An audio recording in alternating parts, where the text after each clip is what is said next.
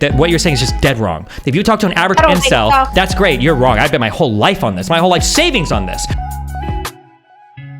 I listened to your conversation with Abba, and I thought it was a very, very interesting conversation that you guys had. And, you know, some of the takes that I took from it was that you kind of like value sex and the mechanics behind sex and just the intention behind every sex move to like the highest level. And what it seemed to me from my point of view, you kind of like assume that that's what a lot of other people also value as the highest thing, as the highest priority. Not the highest priority, but I assume that men cared a little bit more about like the fun of sex than they actually do. Yeah. Yeah, see, this is where I actually kind of disagree. I feel like... Wait, disagree with what? With most men or with my my incorrect assumption, or what are we disagreeing with? I disagree with your take that most men actually care about the mechanics of sex and stuff like that. And I don't think that the majority of people, men and women included, actually do care about that. So well, yeah, I mean, the polling data in my chat seemed to show as much, and all the red pill people I talk to seem to think the same thing. So yeah, that seems to be the case. Yeah. Yeah, it seems like majority of the people actually agreed with Abba compared to you. What was Abba's argument? People have sex for a whole bunch of weird, like emotional or whatever, some philosophical reasons, and they don't actually care as much about like the sex itself, which I thought was kind of strange. But yeah.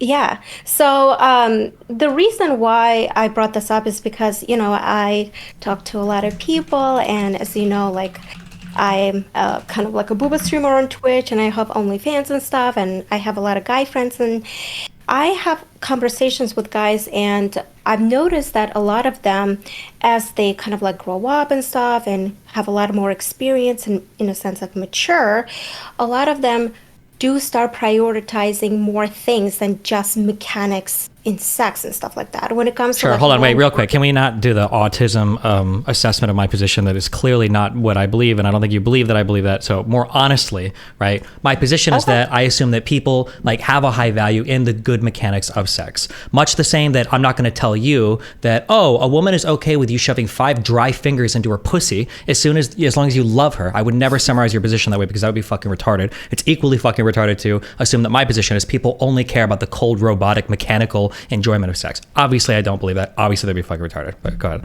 Then what do you believe in? What do I think? I think that it seems to be the case that for a lot of... actually, I don't know for men. I'm not sure, actually. I would have to start digging a lot around to figure that out. So you don't actually have a stance on that? I have feelings. I think that a lot of people view sex as like an emotional relationship builder thing. I think for a lot of guys, for the casual sex part, I would assume that was a mechanical thing, but I think it's just a bed notch thing. Like they just want more people to fuck. And then, yeah, I'm not entirely sure. And then other guys don't seem to care that much about the actual sex at all, but it's more like saying that they're able to have sex is important or something. I'm not sure. Do you agree that a lot of guys actually care about who they have sex with, like the person that they have sex with? That's a kind of a interesting question. What do you mean by that?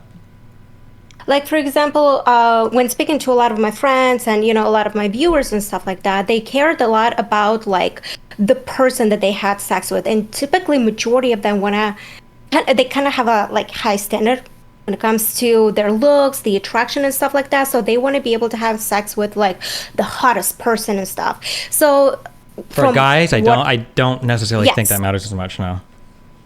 You don't think for guys, when it comes to like low partnership, you don't think it matters the attractiveness level of the girl? Because I feel like a lot of the guys would rather have sex with like a girl who's like 9 or 10 out of 10 instead of a girl who's like maybe average or below average, but might be excellent at sex. Here's then why do guys cheat on their 10 out of 10 girlfriends with like 5 out of 10 girls? Sometimes, yeah. Or I think that sometimes like...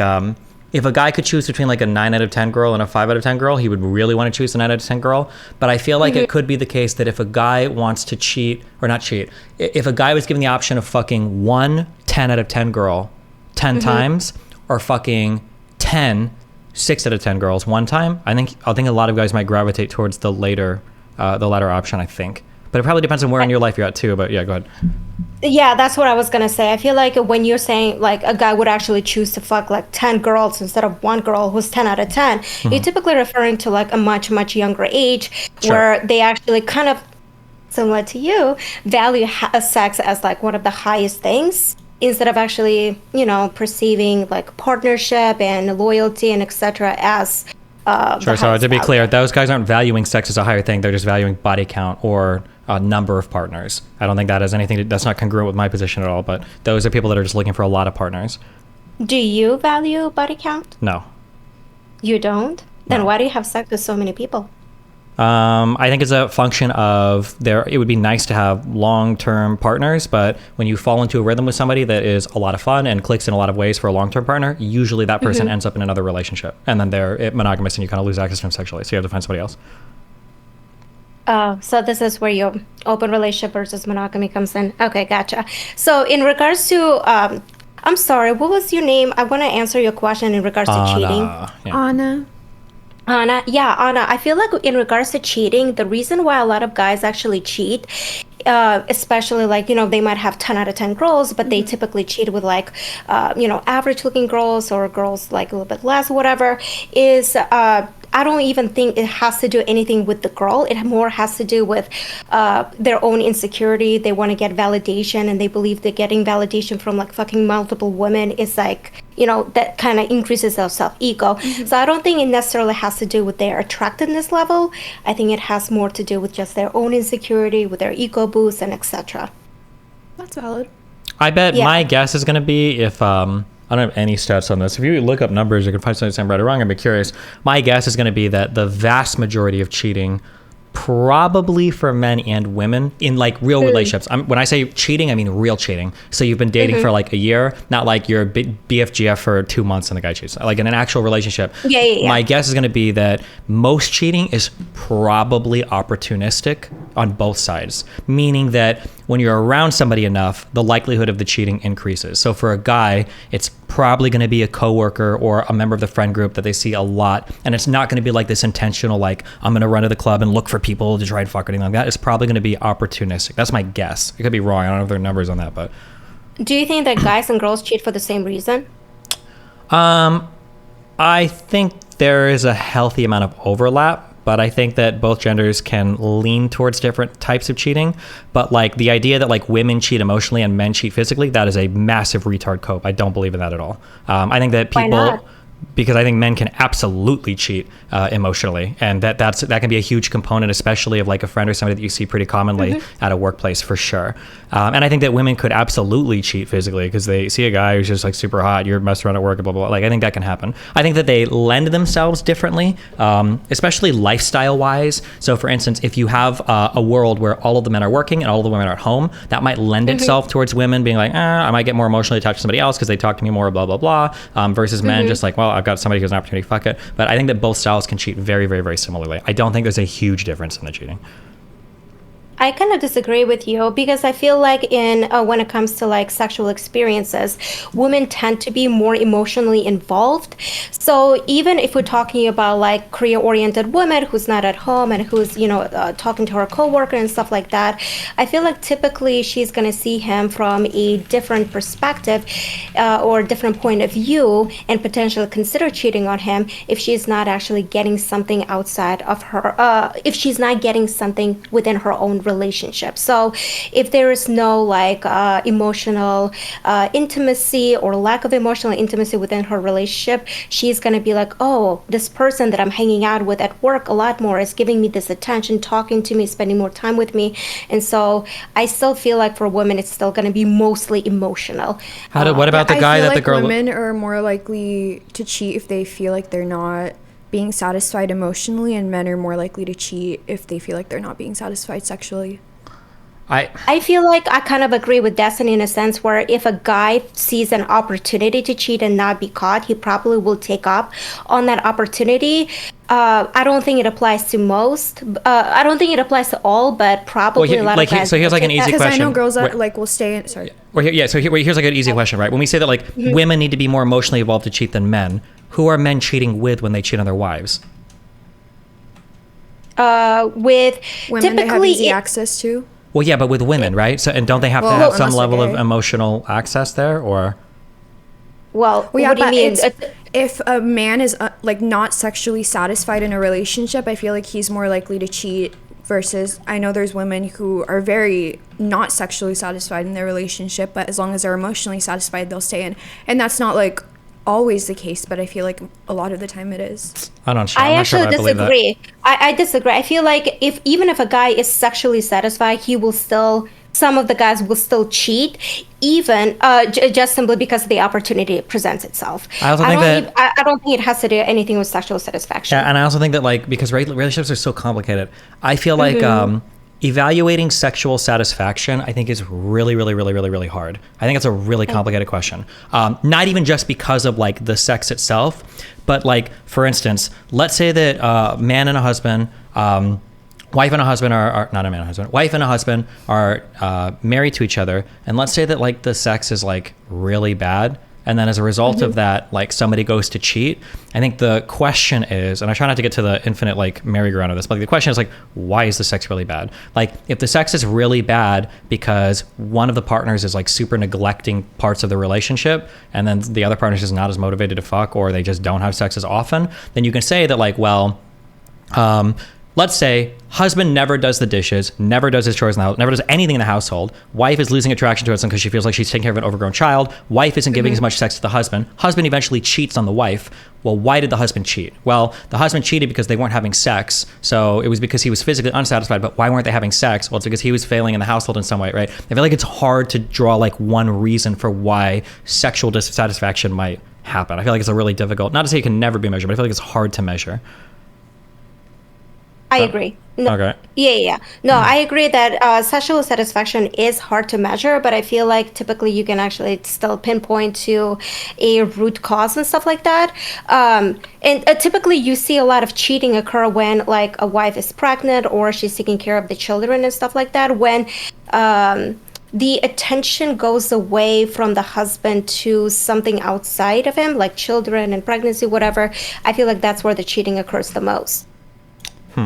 That might be true. When are husbands most commonly cheating on wives? Let's see. Women are most likely to cheat on their spouse in years 6 through 10 of their marriage, while men are more likely to cheat after year 11 of their marriage. There's even a day of the week when someone is more likely to cheat. The factors that played the largest roles in cheating were gender, religiosity, and marriage length. I wonder if there's anything relating to infidelity and pregnancy. So are they saying just getting tired of the same pussy? Is that their claim? Yeah, but again, like, what does that mean, getting tired of the same pussy? Is it that you're actually getting tired of fucking the same person, or is it you're getting bored of the person or bored of the relationship, or is it that, like, conflict is, like, mounting and not being resolved, or... I feel like that's... I don't know what the actual answer is, but, like, studying any of this is really, really, really difficult. This says, pregnancies are very common in affairs. Oh, this is people you fuck getting pregnant. Yeah, fuck, I don't know. Yeah, I don't know. Okay. I have one thing. This gets brought up a lot, and it's just hard for me to.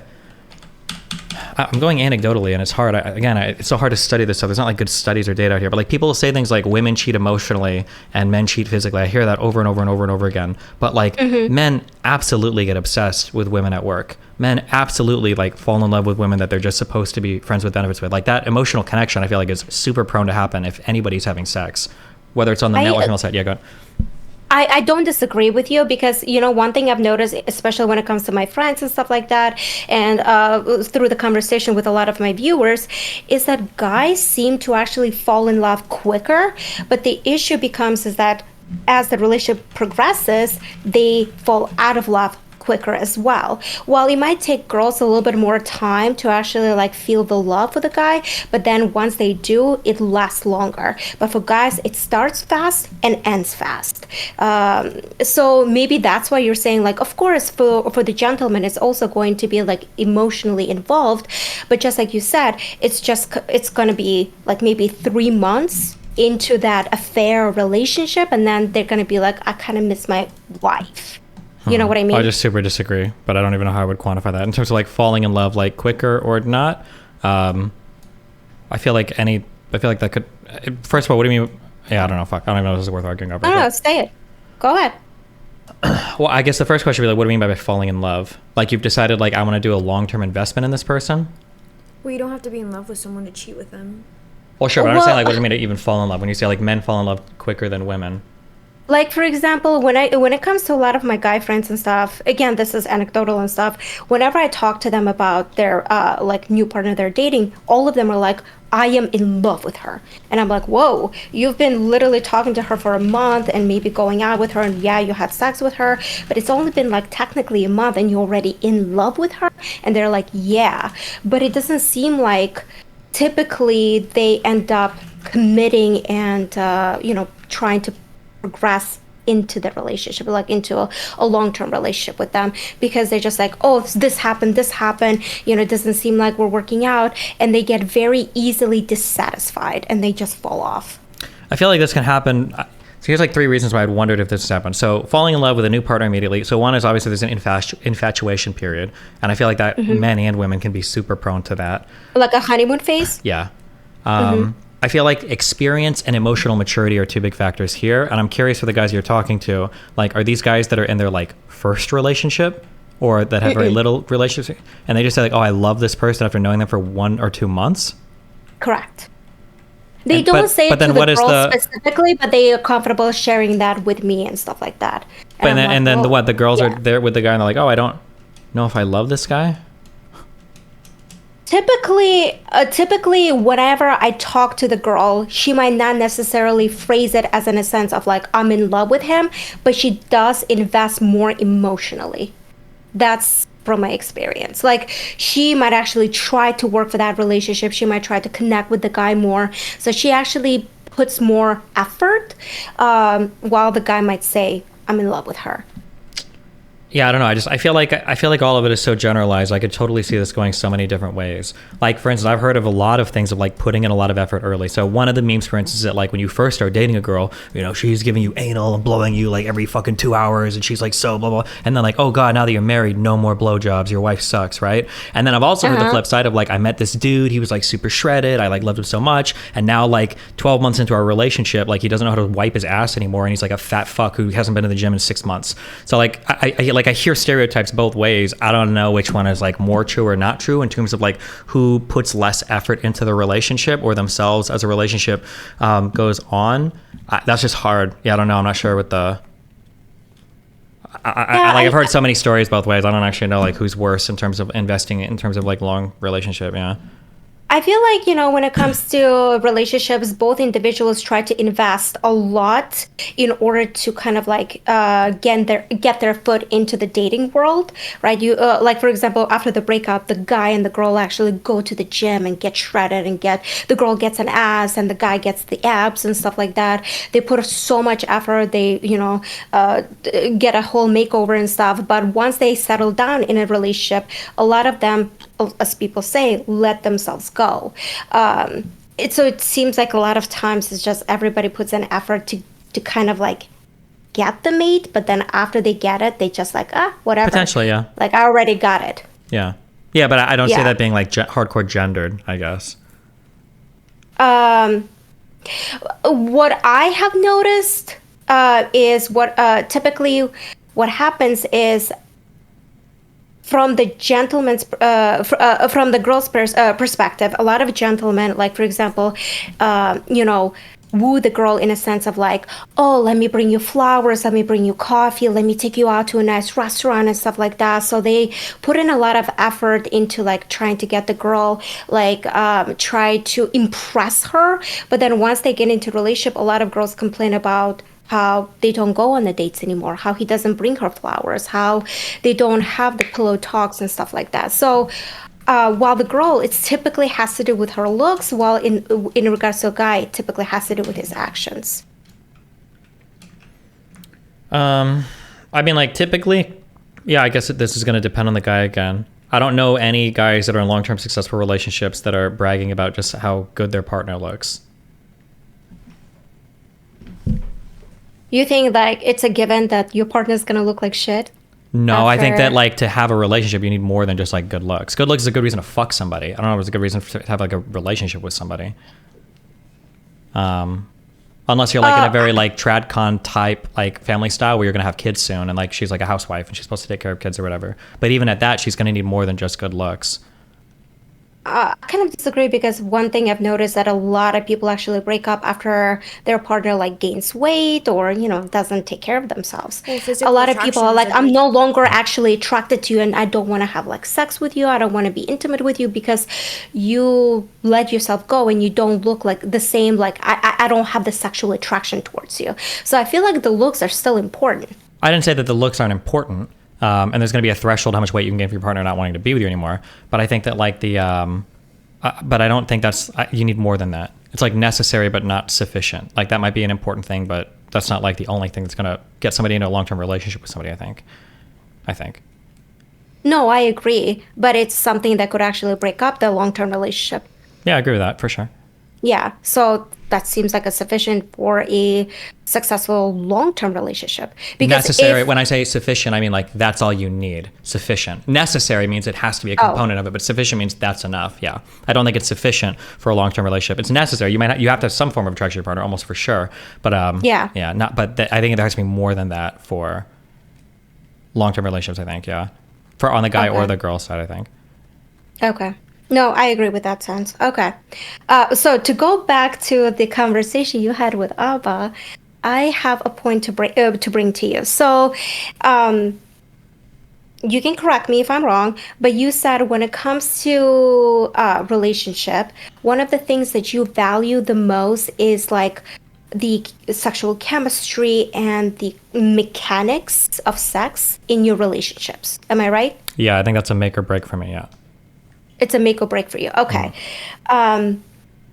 So don't take this the wrong way. However, I have noticed that a lot of virgin guys, a lot of guys who actually haven't had a lot of sexual experience, no sexual experience at all, actually share that opinion with you in a sense where, like, for example, a lot of the virgin guys that I've spoken with and stuff, they associate sex with like that ultimate kind of like the highest value in the relationship. You need to have that. That has to be like amazing in order for that relationship to work and stuff like that. That's why a lot of them actually consume a lot of porn. How do you feel about that? I don't think anything you said mapped onto anything that I said there. He never said it's the most important. He just said he values it a lot, and I think a lot of people value it a lot because if you don't have good But sexual chemistry with someone, then how? But doesn't he actually never confirm that he values anything about that? Wait, value anything about what? About above just like the sex and the chemistry and the mechanics of it. That I never that I never what? Valued anything else? Valued anything above that. Well, I just said it's a make or break for a relationship, right? So isn't that technically speaking the highest value thing you put it in? But then what's wrong with Wait, that? wait, Like, if no, you're- wait, no. That's not what that means, right? So, like, for instance, like hygiene is a make or break for me. That's not the most important thing. If a girl has bad hygiene, I can't. We won't be together. But that's So not. what's the most important thing for you then? I don't know if I have like the most important thing is probably romantic chemistry. That's another make or break, and that's probably one of the biggest defining factors of if I would be like in a relationship with somebody or not. Can you elaborate on that? What Like, do you do I mean feel by like romantic? is this somebody that when I wake up with them in 4 years, do I still feel like a really strong desire to like cuddle with them and to be cute with them and to like use like cute pet names with them? And if I think about them, do I like miss them in like a romantic and fun and like physically and emotionally intimate sense? Do I feel like I can share things with them emotionally? Do I feel like they're pretty judge free compared to anybody else? Like, do I feel comfortable like talking with them about anything? Do I feel like they support me and like the lifestyle I want to live, the endeavors that I'm trying in? Do I feel like they can help me? Like, all of these things are like big components of like romantic chemistry. Like, do I feel like I have a closer bond? Like, are you the most important person in my life that you would go out of your way for and that I would go out of my way for? These are like big components of like romantic chemistry. So you actually do value like intimacy and the emotional kind of like attachment over the physical. Oh, I wouldn't say over. I don't know. I think. Well, I Hold on, feel like you're wait. trying to I'm avoid sorry. the question. No. Hold on. I'm so sorry. Okay. you're asking me, okay, you know what a car is, right? 4 wheels. It's like you're asking me, like, do you think that the front left wheel is the most important wheel in the car? And I'm like, well, no. And you're like, but you need that one to drive. You said that if you don't have that wheel, you can't drive. I'm like, well, correct. It's like, okay, then that's the most. I'm like, well, no, the front right wheel is also really important. You're like, well, can you drive without that wheel? No. Oh, so that's the most, like, I don't know how I could, like, what straw is the one that breaks the camel's back? If you've got a billion pieces of straw, like, I don't know, there are tons of parts of a relationship that are important parts that have to be there. In my opinion, sexual chemistry is one of them. Romantic chemistry is one of them. Yeah. So No, I don't disagree, but I feel like it's first of all, it's a weird comparison comparing car to a more complex emotional attachment or human emotional attachment. I think it's a really weird comparison. It's not weird at all. And second, yeah, I think it's weird. Okay. And second of all, it is. It's not. And yeah, but it is. Go ahead. And second of all, I think when it comes to a relationship, there's such a thing as a priority, right? And for some reason, you're having a hard time prioritizing one thing over another. You're saying you have to have all of it, but I feel like there's such a thing as a priority. So what do you prioritize in a relationship? I disagree. I think these are women tricks that they use to mind fuck guys. Yes. Okay. Yeah. So the most common way that a woman will mind fuck you with this priorities argument is in 3 weeks, your best friend is going to graduate, okay, with a degree in neuroscience, and all of your friends are supporting him, and they are happy that he's graduating. He defended his thesis, blah blah blah blah blah. And then your girlfriend is like, oh, well, in 1 week, I just found out that my family's having like a special dinner, and you're like, okay, well, like our friend has been studying for like years for this. We all want to go support him. And the girl's like, oh, what are you're prioritizing your friend over me? Oh, I'm not your number one priority in life. No, I think that's bullshit. I think that priorities are fluid. I think that they shift in different periods of time. And I think that what you need at any particular point in time is going to change based, like, dynamically responding to a given environment, right? When if I had a wife and she was going through cancer, our sexual chemistry, the priority for that in the relationship would tank. It would be almost non-existent because that's not what she needs at that given point in time. There's going to be way other things relating to like my housekeeping abilities, my consideration for her, my willingness to go out of my way for like these things are going to be way more important. So I don't know how you can say like, if I were to ask you to rate the priorities, like these are going to change dynamically based on what's going on in their lives. Not necessarily true. You're talking about, so there are certain priorities, certain, in a sense, values that actually build the foundation of your relationship, right? So in case of your wife having cancer, your priority always remained the same in a sense where like my wife's health and well-being is a priority over our sexual life. That's what you're in a sense saying. Yeah, but like the amount of sex. Be true? How would that change? How will her well-being, her health will change at any time given? Yeah, but if it changes, let's say that I was going to marry another girl and I found out she just doesn't have a vagina. It's just like an empty space there, right? Well, like her health and well-being or whatever involve her not having a vagina. We're not sexually compatible. I probably can't be with this person, right? Oh, so I'm gonna need somebody that has a vagina to fuck. I don't think that like just because my health or her health, like. Wait, that's actually a really stupid example because why would you even marry that person? She would never be your wife, right? Because yeah, I agree, because that would be a disqualifier, right? But does that mean that if I choose not to marry a person because we're like sexually incompatible, does that mean I'm prioritizing sexuality over like health? Or in a sense, repeat that one more time. Like, because I'm making a choice there where I love this person in every other sense and I want her to be happy and healthy and shit, but we don't have the sexual compatibility. Does that mean that since I'm choosing her and I have all these other qualities I like, but she doesn't have the sexual compatibility, am I prioritizing the sexual compatibility then over everything else because me and her aren't sexually compatible? Why does everything have to be ranked when in a real relationship it's just like a culmination of all the traits that you like and yeah, like what is the ranking, I guess? I think there is such a thing as actually ranking because, for example, in a lot of relationships, you might love someone, but let's just say one of the biggest disagreements a lot of people have is children. Let's just say a man doesn't want to have children, but a woman wants to have children, right? It's just incompatible. And for a lot of people, that's going to be a very high ranked thing. So even if they love each other. Wait, real quick. I don't think that is a highly ranked thing. I think that's a really, really lowly ranked thing. It's just a deal breaker. Wait, what do you mean by low rank thing? If it's a deal breaker, how is that a low rank? Sure. Like hygiene is a very low rank. That's not like of all the quality, because there's a lot of people on the planet with good hygiene. There's a lot of people on the planet that want to have kids. That's not going to be like a high ranking thing for a relationship, but it is a deal breaker. again, how can something that is a deal breaker be like a low rank thing? I just don't understand. If it's a deal breaker, if it doesn't allow for your relationship to continue, how can that be a low ranker? Because if, like, when you ask me, what do I want in a relationship? Like, maybe the first thing I say isn't someone that brushes their teeth every day. Like, that's not the first thing that comes to mind. But if I'm talking to a guy and I find out that he doesn't brush his teeth every day, that's going to be a deal breaker for me. And that doesn't necessarily mean that I'm placing hygiene above everything else, but it is going to be a deal breaker if a guy has bad hygiene. Yeah, like I would never say that like one of the coolest things about my partner is that they brush their teeth every day. I would never say that. That's never going to be like high ranking. But like if they didn't, that'd be a deal breaker. If you want, we could take a step back and like, what do you mean when you say ranking? What does rank mean for you when you're ranking a thing? Yeah, so in my opinion, when it comes to a relationship and when you decide who you want to be a long-term partners with, there are specific values you have to share. If you don't share those, the relationship is simply not going to work. It's going to fail, and you just won't be able to continue it. Yep. And in my opinion, one of those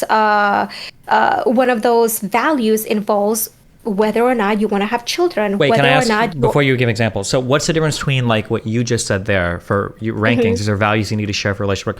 What's the difference in your mind between like a ranking high or low of a value versus just like a deal breaker? Because it sounds like what you're describing are deal breakers. We might be talking about the same thing, we're just using different words, but go ahead. Fair enough. So, for example, when it comes to the hygiene thing that she brought up, like about a guy brushing his teeth or whatever, right? The hygiene thing. The hygiene thing is one of those things that I could actually tell the person, like, hey, I think you need to start brushing your teeth. It's something that I'm not finding attractive to, and you need to change that. And it's something that it can be easily changed. But I feel like there are certain things, such as kids or finances, that are just so they're not so easily changed. It's either yes or no type of thing. So like, But for example, when you talk, and that's what relationships are. You come to like sure, I agree with you. A agreements. relationship is all about compromises, but I feel like in a lot of cases, what I have noticed talking to my friends just from experiences is when it comes to children, a lot of times it's not compromise. When it comes to finance, Sure. it's Wait, not a I lot of agree. compromise. Wait, I'm just trying to get, just real quick, I'm sorry. What is the difference Go ahead. between a deal breaker and like a thing you prioritize or whatever? I'm just trying to figure out the difference between those. So I guess when it comes to, for example, I'm going to talk about hygiene. You could date a person, and once you start dating them, you might notice that they actually don't wash their ass. And whenever they're wearing underwear, there's a skid mark or whatever, right? And so once you start dating them, you could be like, hey, you don't fucking wash your asshole. So why don't you, I'm telling you as a girlfriend, go and wash your fucking asshole, right? And we can work on that and that can change. But I feel like when you're talking to two mature individuals, they already have set their values in regards to having children or not, and they typically will not change. They will not improve on that because there's nothing to improve. It's a yes or a no. It's either yes, I want it, or no, I don't want to have kids. And those are the type of things that you can't necessarily compromise because, again, you already set because those are such a strong values. Those are like the highest priority. Okay. We might have like some level of conceptual agreement maybe, but we're just like using different words. Do you think we have an actual disagreement? I can't tell. Or do you think we have a semantic disagreement here? Like we're using different words? Do you think we have like an actual like conceptual disagreement? Like we actually disagree on something? So I think from your perspective, all values or whatever can be compromised. At least not maybe from you, but from Anna's. Like a lot of things, just everything can be compromised. Everything can be worked through. Well, that's not. Wait. That's not true. I don't believe that. I didn't say that. Well, like let's say, for instance, let's say that I can think of like a ton of things. Like somebody might be paralyzed completely, unfortunately, which is sad. Okay. Some people might be like morbidly obese. You're like, I'm not attracted to you.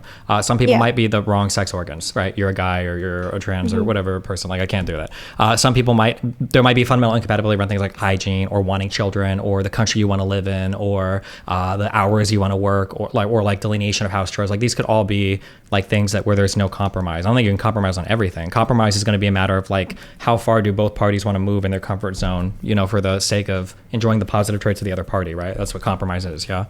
But I don't believe in like the whole ranking thing and having like one specific thing be most important over everything else, because if you Do you think the conversation about children is going to be more important than the conversation about hygiene? I never said it wasn't, but you were asking so him. that's But you were actually saying highly that ranked. he values sex more than like romantic stuff, and that's how this whole thing started. So, and back to the car analogy, like I think I agree with what he's saying. It's like a balance. Yeah, I don't know. Even in that question is like a hard one. Is the conversation about hygiene going to be more important than the conversation about, you said, having children? Or finances. Like, for example, a lot of people would be like, hey, you have like $200,000 in student loan, and I don't have any student loan. And if we marry, like it's going to be both of our, like in case they don't do prenup and whatever shit, right? It's going to be both of our responsibility in a sense. And if I get divorced, I will probably have to pay like 50% of your student loan. So for a lot of people, or if you have like a bad financial habits or whatever, for a lot of people, that's going to be a complete deal breaker, right? So finance, and let's be honest, finances, adultery, children, and stuff like that are some of the biggest causes of divorce and stuff. But I feel like So I think like I would agree that those are deal breakers, but they're also like not that important to me. Like somebody having bad finances, that would be a deal breaker for me. But I don't like care if the person I'm dating makes a lot of money. That like doesn't matter that much. So it's like a deal breaker. I think that's a difference, right? I know a lot of these not issues making a lot of money versus having a irresponsible financial habits are completely different things. Having really responsible financial habits gets you almost nowhere with me. Like, there's never been a girl where I'm like, she's like, oh, like I have an 850 credit score. I'm like, okay, like that, I don't care. Oh, but what if you if were she like, has like a $200,000 in student loan debt and stuff like that, and yeah, but that's what I'm saying. So like, it could be like a doesn't- deal breaker, but that doesn't mean I'm prioritizing like their financial habits. Like, I don't like you might be the most like you might use QuickBooks for your own fucking like your own job to manage your own money. I feel like a lot of these things are things that No, come no. up like once you're already in a relationship with someone. Like I don't feel like a lot of people talk about children and like finances and stuff when you're just meeting a person and figuring out if you want to be in a relationship with them. I think people value like sexual compatibility and romantic compatibility over stuff like wanting children and finances. I and stuff. disagree. I feel like I would not want to waste my time with someone who actually doesn't want to have kids, and I want to have kids and stuff like that. Like even if we're sexually compatible and stuff like that, right? Like if we're just not compatible in that value, I wouldn't want to waste my time spending time with them or like investing in them. Yeah, but I agree, I understand that. But like, if you had like 10 guys, I don't know if like them wanting to have kids, that's not like boosting somebody a ton in your eyes. It's just making it so you'd be willing to date the guy because they want to have kids, right?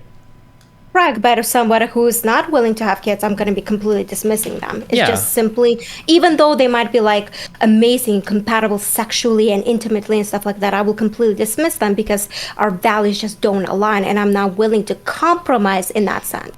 Okay, There's I certain things we just will not feel like we compromise we agree on all of this. Restate. Do you think we have any disagreements here? Clearly, I don't think everything can be compromised. I don't even know why you would think I would ever think that. That's absolutely retarded. There are going to be some non-compromisables. You should do retarded. Yeah, no. I don't think you disagree with me. I think Anna does. No, I doubt it. Do you think? I no. No, I don't think so. Yeah, I think we're all in agreement over here on this side of the aisle. Again, I just think there is a ranking. I think there are certain things you will not compromise on, certain things you are willing to compromise on, and I feel like Can you give me, wait, people real quick, I'm curious. Can you give me a ranking of like top 3 or top 5 things for a relationship for you? Yes. Willingness to have children, the financial aspect of it. You have to be aligned on the finances. You have to be aligned on potentially what will happen to your parents in case they age and in case of they depend on you and stuff like that. In case of disability, stuff like that. So when you think of like things the that will partners, drastically impact your life. okay, okay. We just But have it way just sounds different like views you're of, looking for someone who has a similar like moral system to you. or even just like none of Similar these values, things. yeah. Sure. I Okay. agree. Okay. Yeah. If what you're saying is true, then we view Raising relationships. children religiously or not religiously, Yeah. etc. Okay. If what Yeah. you're saying is true, that might be the case. We just view relationships way differently. Yeah, sure. Okay. All right, the next question. Also, I would have- say one stronger statement. Also, I don't think you view relationships like this at all. I don't think this is true, but How do you think I view relationships? because nothing you listed is like really that exceptional. I don't know if none of these things are like that good. None of these things would make for like a really good relationship. You're giving like super fundamental basic things that like maybe 1/3 those fundamental basic things can be actually the end of your relationship if you don't actually agree with those aspects at the beginning of your relationship, and those happen. So a lot of times couples actually avoid these serious conversations, right? Because they're afraid that their significant other will leave, or Yeah, I don't they disagree. don't- You're they don't want you're just confrontation. describing deal breakers. You're about to do a huge description of deal breakers. I agree with you, but like the pools of all the guys you're going to be choosing from, Yeah. all of them are going to have all of these like fundamental traits there, and you're not going to be choosing between these traits. Like this guy said that he would take care of my parents for 5 years, but this guy said he'd take care of my parents for 8 years. You're never going to be choosing between these traits. These are prerequisites just to get you in the door for considering a relationship. And then the other things that I think I mentioned before, things like romantic or sexual chemistry, or things like your lifestyle hobbies or similarities for how you spend time together, or love languages, whatever. These are going to be the big things that are going to be the most important deciders between men in your life. Not like, are they willing to have children? Because that's like half the guys in the United States. Like, I don't think I completely disagree with you. That's why these examples are the reasons why a lot of people divorce. Adultery, financial you're about to issues, describe deal and breakers children. again. You're describing deal breakers again. Yeah. I think there's a difference between things that you find to be deal breakers and then just like basic compatibility. Yeah. Like you're just describing deal breakers over and over again, but you're never choosing between people. I don't think there's ever going to be a time in your life where you're choosing between multiple guys and you're choosing on deal breakers. Like, I don't think it would ever be like, I promise to tell you, I'm going to promise you, if I had a choice between two guys and everything else was the same, except for whether one of them wanted to have children and not, Yep. I would choose the one that wanted to that's have great. kids. But what I'm telling you is you're never going to have to make that choice, because if the point where you're choosing between who you want to spend the rest of your life with, the guy that doesn't want to have kids never made it past the first date. You're never choosing on these grounds. You're choosing between the guy that makes you feel the happiest, that wants to spend the most of the kind of time you like to spend together, that shares the most hobbies, that tells you the words you like. These are the choices that you're making it on, because you're not thinking, by the time you've narrowed it down to two guys. Talking about the honeymoon even phase. then, once You you get literally to- fucking talking about the honeymoon phase. No, Not you're talking about the honeymoon nothing, phase where literally, hold everything on, is good, literally where everything is nothing I happy. said, literally nothing I said had to do with the honeymoon Once you phase get to there. the point where Typically, you're you having don't the actually serious- start talking about these conversations until you are actually in a relationship and you actually considering committing or not, right? Wait, you don't So have what when- conversations? once you- yeah. Wait, Serious conversations. What do you mean? You have these conversations like in the early stages of dating, maybe before you even Yeah, are like dating maybe someone. like 3 months or 6 months and stuff like that. You don't have it on the first or second date, right? But to go on the first and second date with someone, you have to first of all have like physical attractiveness, and then you'll probably I don't figure out dispute if that. you'll probably 100%. figure out if you have Sure, like but- sexual compatibility 100%, before you even reach 100%. these. Yeah, or I'm just saying I that like agree. I'm just saying that like when it comes time for like choosing like guys to spend the rest of your life with, you've already gotten all these serious conversations out of the way. That'd be my guess.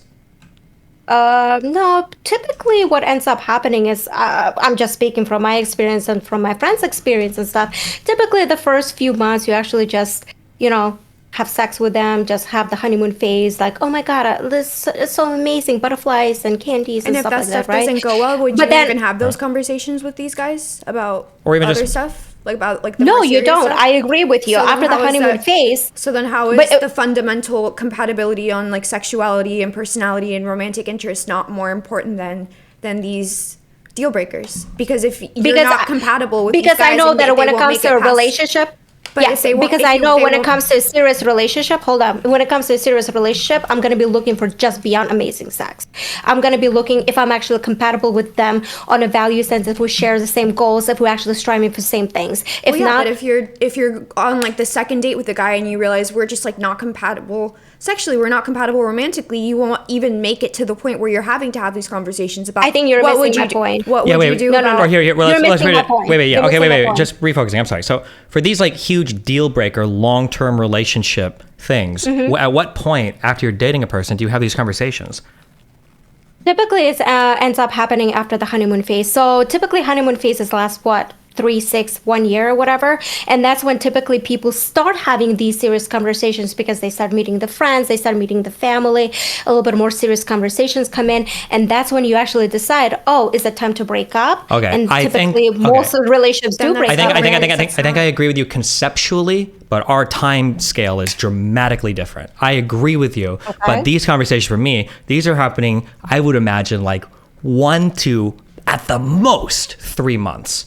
The idea that I would be with a girl for a year before I find out if she wants to have kids, if she wants to have, even 3 months is pushing it. But before I find out if she wants to have kids, what her financial situation kind of looks like, or whatever, like these are really important things to me. These conversation topics are coming up like pretty early, I would imagine. I mean, I agree with you. It's just there's a lot of retarded people out there. But yeah, no, I agree with you.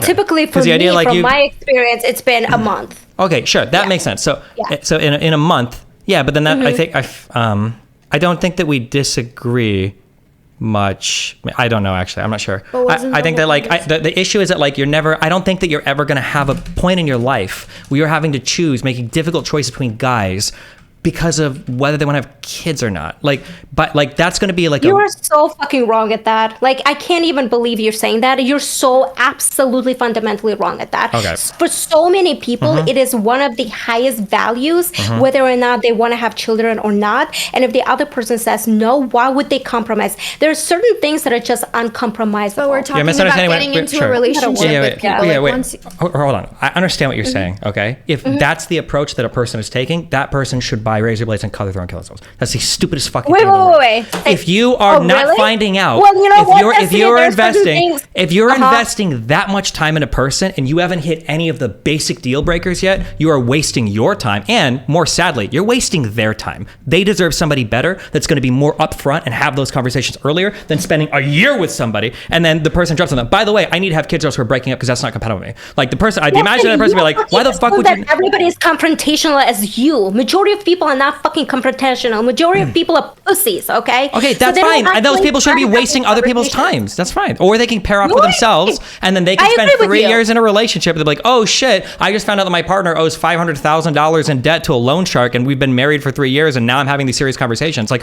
why wouldn't you not? I can understand if you're like 20 or you're like in college or if you're like in high school and you're dating, like, fuck it, that makes sense, sure. But once you're like past like 25 or 30 or you've got a few relationships about, these conversations about what do you want the rest of your life to look like, they should be coming up like pretty early. Otherwise, why the fuck are you wasting anybody's time? I agree with you, Destiny, but the thing is, you fucking assume that everybody is at the same level of confrontation and same level of comfort as you are. I literally had a friend, again, I understand this is anecdotal, who literally brought up the conversation about kids after they got engaged, all right? She called me and like, hey, do you want to have kids? I'm like, I want to have that possibility open. She's like, my fiance said that he doesn't want to have kids, and I don't know how to feel about it. She never brought that up, and they're getting married. Do you see my point? Wait, so she didn't know before she entered the relationship with him?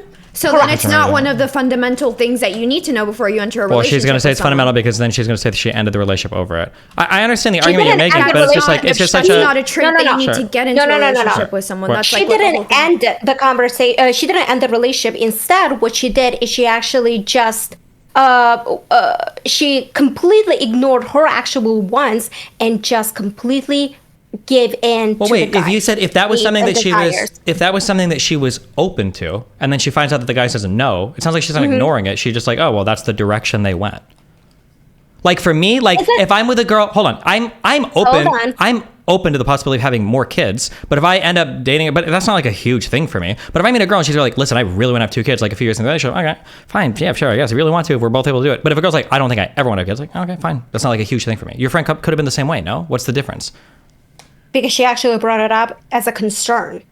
What do you mean as a concern? The point of the conversation was like what hold on, let me drill. We're entering relationships with people. So if she didn't bring this up until after they were engaged, doesn't that completely negate the point that these are like fundamentals that you need to enter a relationship with someone? These are conversations that come up after. Or we're not. The argument isn't necessarily if they need to enter the relationship, but just like what's required to like continue the relationship. But I'm just curious. I don't understand like. But if it's that important, wouldn't it come up sooner? Yeah, it sounds like you she would was. Expect, right? Well, but it sounds like you would expect. It sounds like she's okay. It sounds like she's okay, like not having kids. Why couldn't she just be flexible on that?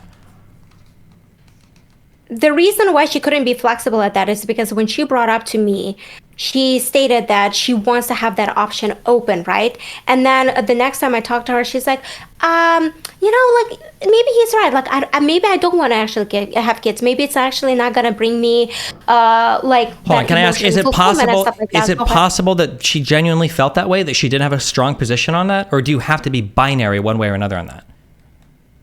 I feel like at her age, she should have known. How old is she? Similar age as me, Destiny. Okay, do you think that should I have a firm position on it if I want to have kids again in the future or not?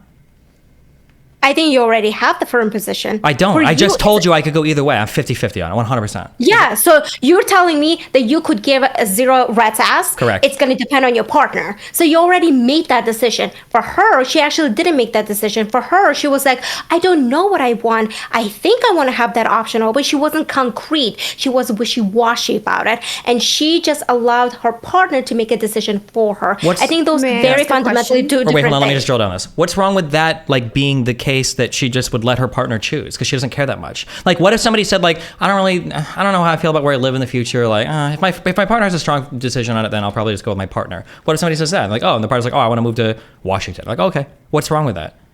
Because I think it's an extremely retarded take because children can change and alter your life to such a So can significant where you live. Who degree that you cares? cannot be wish-and-washy. You absolutely can. No, be. No I offense, don't but like mess with you. cockroaches have kids. Anybody can have kids. They're not that special. Sorry, they're not. Anybody can have kids. Like, yeah, they can change your life or whatever, sure. But like, you could have them or you couldn't. Like one way or another. Like, Fucking retarded take because talk about how much you invest into your kid. When it comes to human kids, you invest a lot of time, a lot of money, a lot of resources and stuff like that. sure, that's And true of where you especially with live. It's true of everything houses. It's true of businesses. It's true of very pets. It's different. true of dogs and cats. Like you invest a lot in a lot of different things. That doesn't mean that you have to feel like you have to do one way or There's a another. reason why a lot of people choose to have only one kid because they believe that's what they can afford, but they still want to have that one kid. And there's a You reason why cannot some people just fuck with fucking- no birth control and they're like, if we have a kid, fuck it, we'll do it. Who cares? Like some people might not have the strongest, just because you have a strong position doesn't mean you have to have a strong position on that. I don't know why. Why would you think you have to have a strong position on that? The world would be a better place if fucking people actually took a responsibility deciding what they technically want from life. No, instead of hold being on. It very is no, realistic. hold on. It's not. The world wouldn't be a better place if somebody like made a resolute choice. It's whether or not they take responsibility for what happens afterwards. That's the important part. If somebody's open to it, and if it happens, they're fine, and they go down that path, then that's fine. But like, I don't think somebody has to be like, have a resolute 100% like concrete decision on do I want to have kids or not. Like you can probably be open to it one way or another. I think that's fine. That's I disagree with you. You know what I don't feel like get? you need to know or not because it's such a significant decision. It can alter not only your life, but it could also impact somebody else's life, aka your child. So I feel like it's a very irresponsible thing to say. Okay, you're wrong. What was your question? You're wrong. If like you started out by asking Steven, how come you place like sexual chemistry so high up, like you rank it so high, and then your other like rankings are willingness to have children, financial aspect, like all of this. I'm just saying, how would you ever get to the point where you're talking about your like financial beliefs and your willingness to have children if you're not sexually compatible or if you're not compatible in general? Like I feel like these basic aspects are more important than these deal breakers, and that's what the difference is.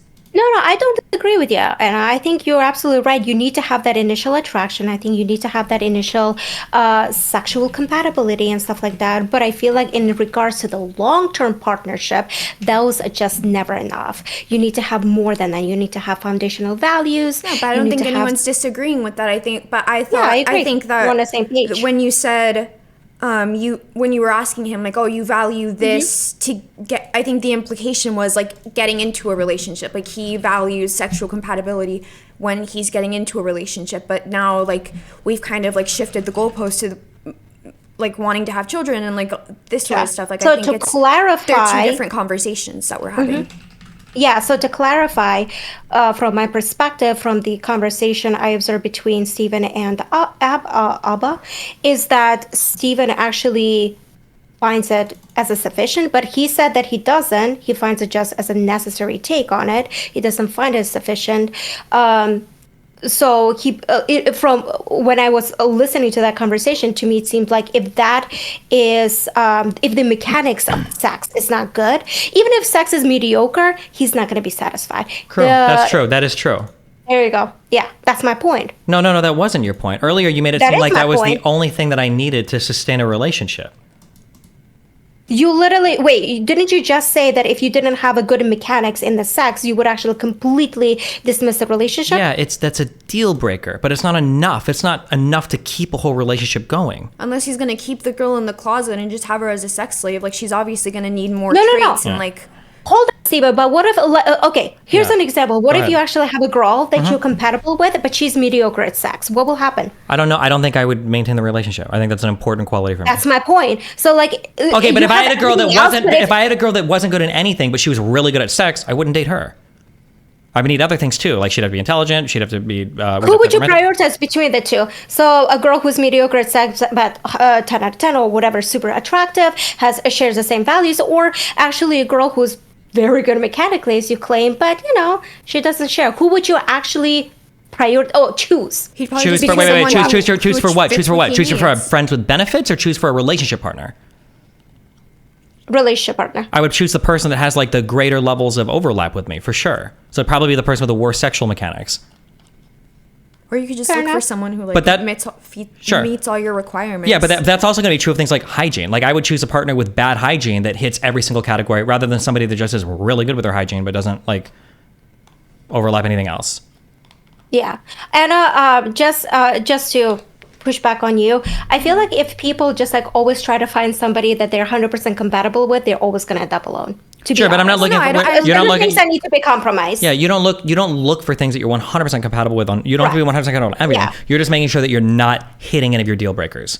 So things I like agree. being aligned on like children, finances, where you want to live, family values, probably religion. These are things that you have to be like aligned on. These are like deal breakers. But if it's coming down to like two people who both have something that you really like and something that you really dislike, like I'm sure you could find someone else that has a bit more overlap and like a bit more of a compromise, if that makes sense. Maybe, depending. The deal breakers are no compromise, but there are going to be other things that you can compromise on. Personally, someone I agree. I would like to date somebody who is. What did you say? Or did you say you agreed? Yeah, like I think I would probably agree. gravitate to somebody that's atheist. That's a pretty important thing to me. I'm a pretty atheist, but somebody being religious, that wouldn't be a deal breaker for me. I would What probably, about agnostic? what a loser! I would never date an agnostic person. What? What? Why is it a loser thing? Because it's just a loser. Because that type of person probably has a ton of other incompatibilities with Mel. They probably they lack compatibilities with me as well. They probably don't have confidence. They probably don't like commit to things very well. They probably don't take strong positions in conversations. They're probably a pushover, probably type B, probably a beta. Agnostic type personalities are people that are too afraid to commit to any particular position, and then they end up being like some fucking wishy-washy fucking loser that like doesn't want to make anybody mad but doesn't like actually commit to anything. Fuck agnostic. Like, people. Have you I'm ever looking for- considered that there's majority of the things a gray instead of black and white destiny? Yeah, and if There's a lot of gray spirituality. areas and things. Oh yeah. Oh, but there couldn't be a Yeah, gray area on whether or not we yeah. can have kids though. No. Well, then there you go. Well, looks like we're in agreement. Fuck agnostics. Honestly, Okay. If I was looking for a partner, I'm one of Yeah. my main criteria isn't going to be someone that has good hygiene and someone that wants kids, because that's literally like half of the population. I'm going to look for someone, first of all, that I'm compatible with, and then those are deal breakers that come in later on. yeah. Again, I think we agree on majority of the things. It's just I think the examples we're using, like for example, hygiene. Again, I'm gonna just reiterate, hygiene is something you can work on, but there are certain compromises you cannot work on. You cannot compromise. It's just a deal breaker. Oh, Sure. just Okay. like- Okay. So what else do you Sure, think we sure. disagree on, or is there any disagreement here, or do we disagree on anything? No, I think this is good, but I have another question for you. So, in your opinion, just from your perspective, do you think guys value more the mechanics in sex, or do you think the guys value more the attractiveness of a person they're having sex with? I think based on everything that I've seen and heard, at least in communities, I think it's probably the attractiveness. I agree. Okay. I thought you were going to disagree on that. Okay. Can you elaborate a little bit more on that? Most guys suck at sex. Seems like a lot of guys don't give a fuck about like the actual stuff happening in sex, and they just want the person they fuck to be really hot so they can brag to other people about it. What's your stance on it? Like, if you were to choose between a very attractive girl who's 10 out of 10 versus a mechanics girl, like, who would you choose? I mean, as long as the person's not fucking hideous, always the mechanics part. I fucked enough hot, boring Really? people to give a fuck about that anymore. I don't really care at all. It does nothing for me. But, no, that's fair. That's fair. But I guess my question is, if you were to pick a 10 out of 10 girl, a 9 out of 10 girl who's mediocre at sex, wouldn't you actually be able to think, oh, I can educate this girl. I could take No. my time. No. You don't think those girls could be educated? It's possible in a long-term relationship, but like it's gonna super depend on the attitudes of the person. But like we're getting into more nuanced territory of like sexual sexual dispositions and everything. Like you can technically have somebody that's like really bad at sex that gets a lot better at sex as a relationship like improves. But I'm assuming that when you're talking about somebody that's like really bad mechanically at sex because they're not that interested in it or they don't care to learn. I mean, like if you're telling me like, because you're changing it, stop making that stupid face at me, okay? If you're here's what you've done. No, listen. shut the If fuck up. if you change the fucking question, if you you're change, the one who go ahead. Go ahead. If you change the because now this is what you've done. Here's what you're saying. Would you rather fuck a 5 out of 10 girl that's really amazing at sex, or would you rather fuck a 10 out of 10 girl that sucks at sex but could become really amazing at sex?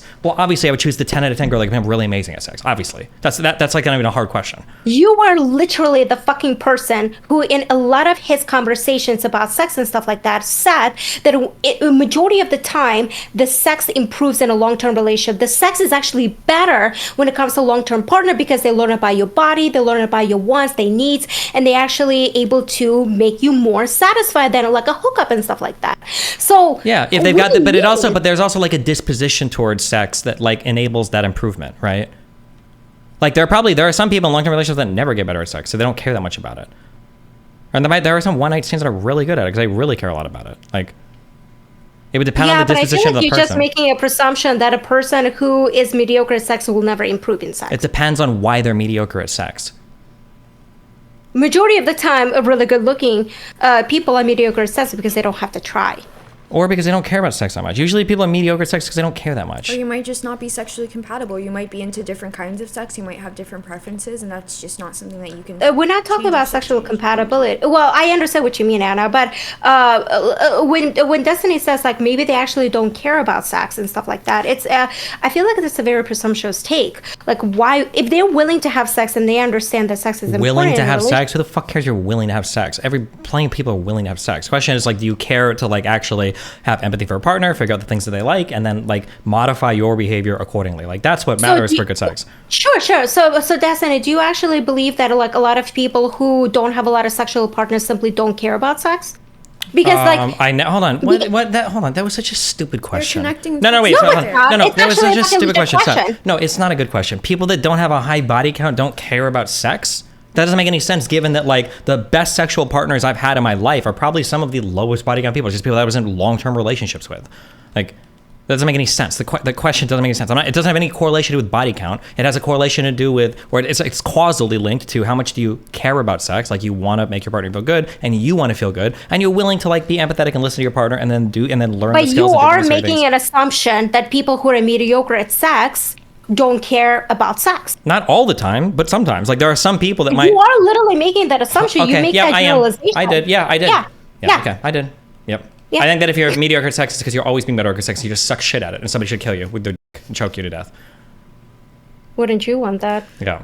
So, okay, so for people that are actually sexually experienced, okay, I don't know, maybe you have no partners, okay, I don't know what your love life is like, okay, but when you have sex with certain people, some people just don't seem to care that much, okay? They lay there, they don't even masturbate on their own, especially for a lot of women, they don't even try to get off, they don't care if they have orgasms or not, they're just like, oh, whatever, I'm just here to have sex, and hopefully the guy likes me, or blah, blah, blah. Some people, so they might not masturbate, they might not do anything, they might not care much about, have a preference in positions, because they're just there to have sex, right? These people, in my opinion, it'd be really hard, or at the very least, I'm unwilling to put in the effort to like have a person be good at sex like that. There might be somebody else who's like really bad at sex, but it's because of lack of experience. But they're like trying to ask you questions for what feels good. They stroke your dick weird because they just don't have the rhythm down, but they're trying, or like their mouth is like kind of toothy, but they're like giving it a lot of effort. Like there's a person like you can tell they want to get better, and they will if they stick at it and you're communicative. They will. There's other people. If you're a girl and you've been with a guy, right? There are some guys where, the guy goes down to eat you out. He shoves like 5 dry fingers in you, and he's just like pushing his tongue into your inner thigh, and he doesn't know where the fuck your pussy is. And you might say to that guy like, "Hey, listen, could you like try this thing? Like it would feel a lot better, right?" Some guys might go like, "Oh, sure, like tell me." And another guy might go like, "Oh, you know what? Just forget this. Let's just fuck. I don't want to like if you're gonna start blah blah." Right? There's the different, yeah. I understand. Here, I see where my point, where my issue with you is. My biggest issue with you is that you assume that's majority of people. Majority of people, Destiny, to be honest, don't care about sex. Majority of people that I've spoken to, majority of people that I know, my friends and etc., my viewers, they don't actually care about sex itself. That might be the case, but it also so much emphasis on sex that you believe that everybody else. Okay, I don't want to. I understand what you're saying. I understand what you're saying. Okay. I don't want to get into, it's hard to do it anecdotally because it depends on so many different things, and it might depend on the groups you talk to. So for instance, I find that predominantly people that work in sex work don't enjoy sex that much. I don't know if that's because they do sex work that they've like stopped enjoying it as much because it's also part of their job, or because they don't enjoy it that much, they found it easier to commoditize it, and then they go into sex work. That might be the case. I've met a lot of girls that are amazing, and I've started asking more now from the red pill chicks just because I was so fucking curious. I've been with a lot of girls that are super amazing at sex, and I ask, these are girls sometimes in fucking open relationships, and I'm like, I'm so curious. This one girl I was talking to, who's like, I think she's 32. She's like in a poly relationship, and I was like, how many partners have you had? I'm so curious because like everything we do is like really good. She's like 9. And I'm like, there's no shot, right? For a lot of the girls that I've had the best sex experience, their body counts are really, really, really fucking low, but they love sex. They super enjoy it. So, I mean, like when we talk about like who are the people that we talk to and who like sex, a lot of the girls that I talk to really like sex, but that's also because of the circles that I run in. But if you're in different kinds of circles, especially maybe, but it might be different types, sex worker circles, a lot of them really don't like sex. So I don't know. I don't know what the answer is there. I don't know if there's like a correlation there or if it's just people we talk to, but sure. That's it, but think about it rationally. The people who actually like sex, as they claim, and they have a low partner, like body count and stuff like that, maybe the reason why they actually love sex is because of the partners they're having sex with. Not because of the sex itself, but maybe because of the partners. That's why they actually don't go and just fuck around everyone. They actually have a very specific number of sex partners. Okay, you can say that if you want, but they have no problem having sex with me for the first time and being like really communicative, really responsive, very empathetic, like high skilled in terms of what they're doing, unless maybe they all just love me the very first time we have sex, or they're just somebody that really enjoys sex and they like having sex and they just, are good at it for those reasons. But with all due love and respect, but I feel like you got to be a little bit careful when you're talking about a lot of people having sex with you, because like, do they actually want to have sex with you as a sense of enjoyment because they're I don't think, as much as I wish it was the possibility, I don't think that you can inspire good sexual performances from people just because they might like worship you. I don't think it works that way, unfortunately. It's not from women. Maybe from men it does. Some people are very good at faking it. A lot of women can fake orgasm, and a lot of people can fake certain things. Well, you can't fake being good at sex. Faking an orgasm is not like being good at sex. Porn star can be really good at sex without enjoying sex, just like you said. If you were fucking a porn star, that might be what we're talking about. That's not what we're talking about. I'm saying I don't think you can fake like being good. Also, no, a porn star can't fake being good at sex. A porn star probably is good at sex because it's their job. No, I understand that, but it's like you're kind of like insinuating the fact that when you say talking about a lot of people who wanted to have sex with you and they were really good at sex and stuff like that, you're insinuating that they actually enjoyed the sex itself. I don't know if it's possible they didn't enjoy it. Hold on, it's possible they don't enjoy it. I guess like you could theoretically like. Yeah, that's my point. But we're not talking about that's a fundamentally different conversation of like is the person enjoying sex? Yeah, you don't have to enjoy sex to be good at it. Wait. No, I understand that. But you're saying that a lot of those people who are really good at sex. So my point was, let's track back. I'm getting a little confused. My point back was a lot of people that you claimed who are really good at sex typically have very low number of partners. Surprisingly low, yeah. There were some that had high body counts. I'm just saying surprisingly low body counts. So I understand. So my point is that, and they said that they claimed that they actually enjoy sex. But what if they actually misconstruing it? What if they actually not enjoy the sex, but what if they actually enjoy the sex with that specific number of partners, with those specific partners and stuff like that, which help them maybe get good at sex themselves, but they don't necessarily enjoy the sex, they enjoy the sex with that partner. I think that's what I guess that's possible, but what you're describing, we're mapping on a totally different things. Like they enjoy the sex and that yes. We're not like having like I've put like 50 candles in the bedroom and we're a missionary with Barry White playing in the background, like gazing into each other's eyes, like fucking for 15 minutes until we have like both say I love you at the same time while our sexual organs are pulsing. Like that's what I'm saying. I'm saying that they perform very well, they give very good head, they like move on top of me very well, they're like able to take a lot of dick without getting started. Like there's like a lot of like actual like mechanical proficiencies that are existing here that are at a very high level, and they're like manipulating my body really well. They're reacting to or responding to my body really well. It's not just like, oh my god, I magically know how to do all these things because I like you. There's like a practiced, mechanical, empathetic, like responsive, dynamic thing that's happening between two people that are having good sex. And it's not just because it's a low body count or just because they like the person. There's a separate practice skill for that. Have you ever fucking considered that the reason why they might be very good at sex is because they were actually very dedicated to that one specific partner. They learn how to please them, so they actually were communicating. Yes, I agree. That's all part of the practice. Yes. So it's not just because they enjoy the sex, but because they actually had that one specific partner they enjoyed the sex with, and they actually were open and communicating and stuff. No.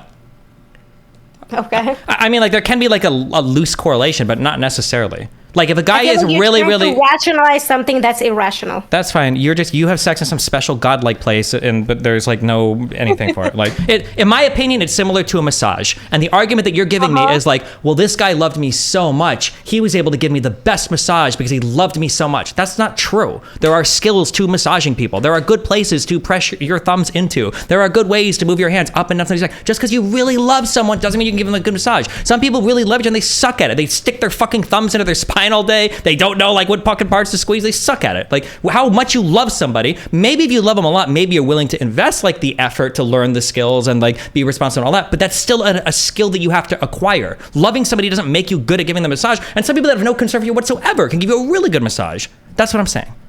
Destiny, when a majority of people actually choose a partner or choose a sex partner, they actually don't prioritize the mechanics of it, the intention behind each mechanical behavior, whatever.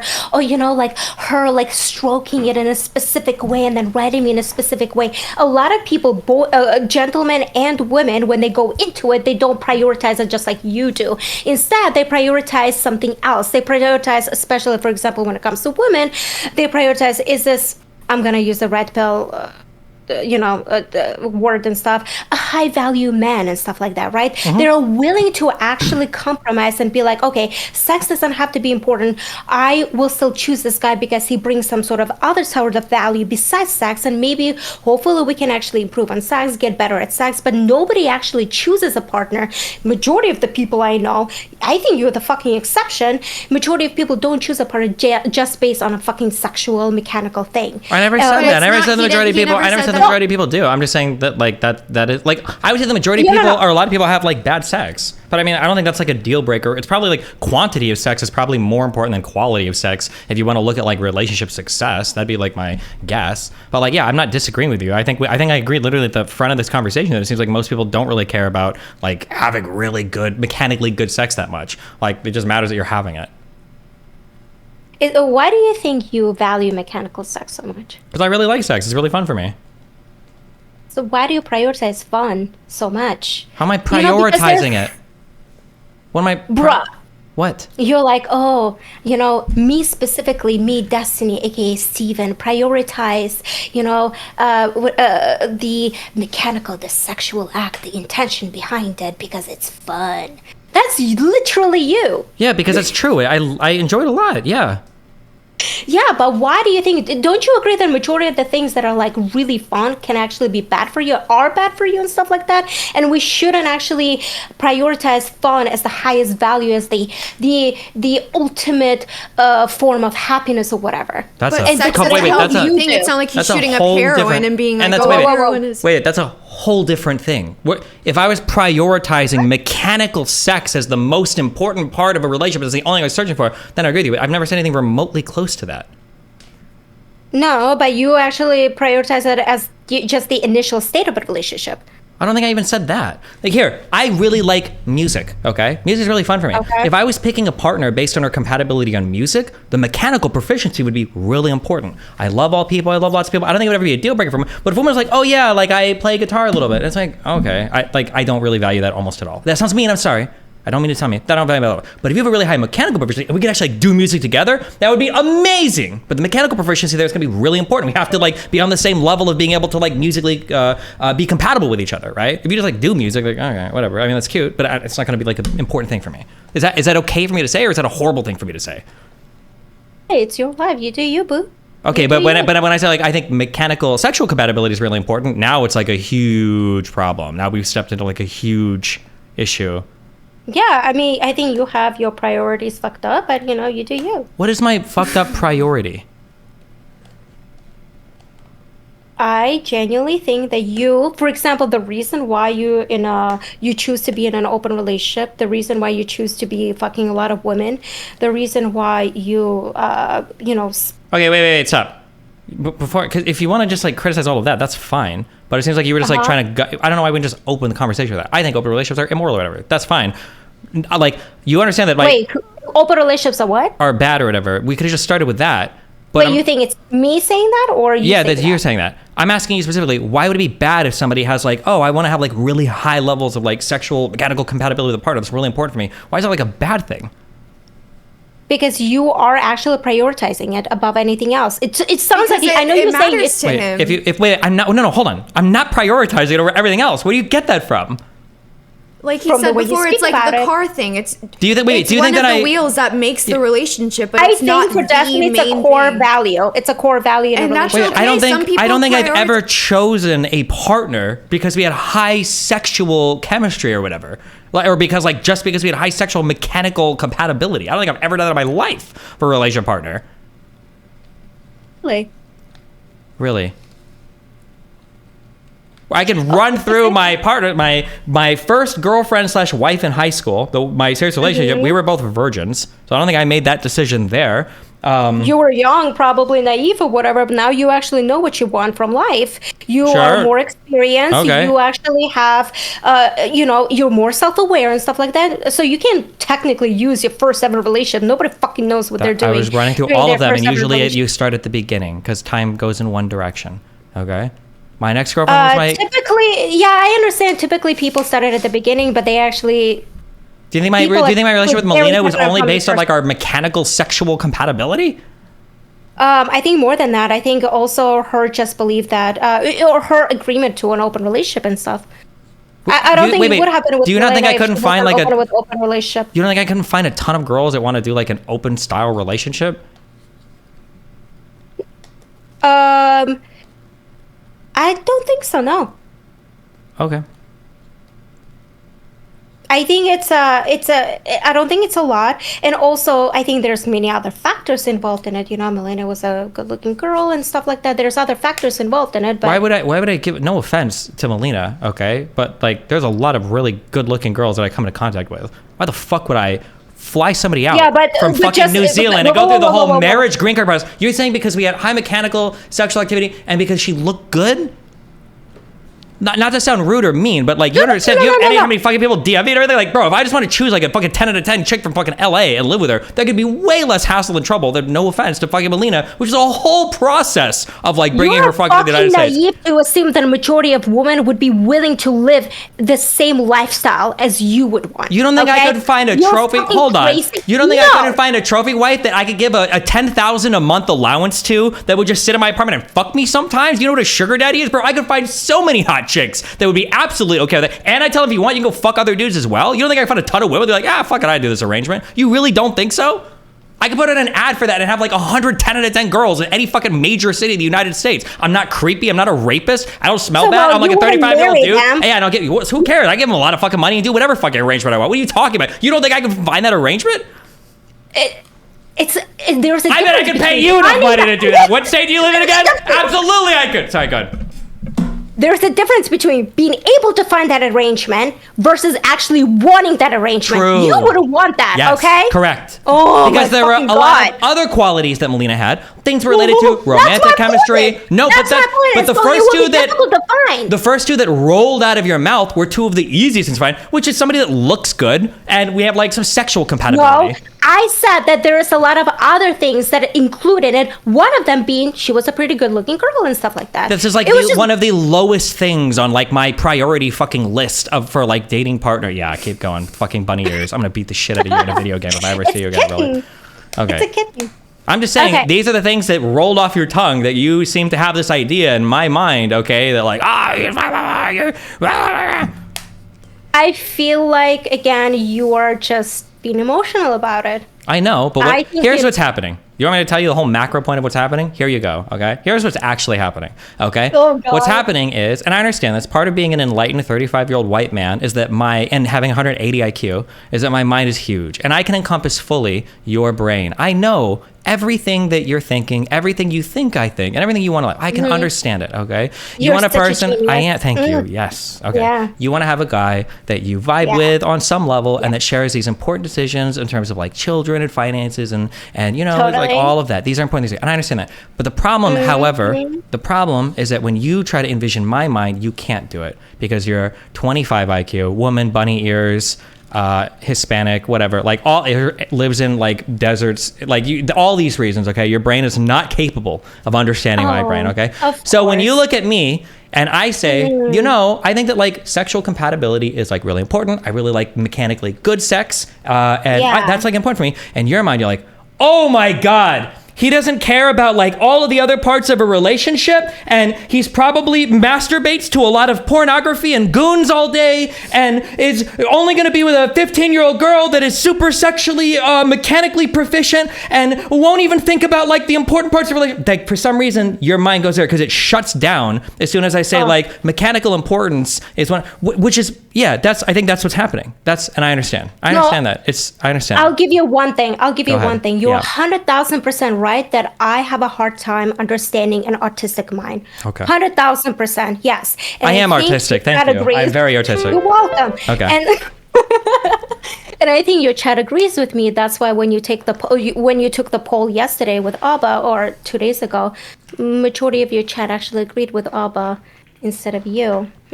Interesting. So maybe They like, agree that they have similar preferences. it's you who's a fucking If I was to weirdo ask my and chat, abnormal. I'm curious. Here, my chat's here. If I ask my chat, what is the reason why I said I was with Melina for 5 fucking years? How many times have I said this on stream before? Privately to Melina, privately to other people. Maybe we've even talked about this privately. I don't know. Lifestyle. What? It suited your fucking lifestyle. It's With what? all the love It's and what? respect. It's the reason. Wait, you think? Yeah, Maybe go I ahead. shouldn't. Okay, fuck it. I think you and I are decent enough that I can say that. Yeah, say I whatever you think want. Do it. Oh God, I feel like I'm gonna get killed. I just think that it suited your life. She was, in a sense, like maybe a high valued woman and stuff like that. You know, she was she was known by a lot of people. She was respected by a lot of people, and she was very independent. She was a go getter, but she was also pretty, and she was considerably speaking a very high valued woman, and she was willing to kind of like live the lifestyle that you wanted and stuff. So it was a very good compromise, and more than that.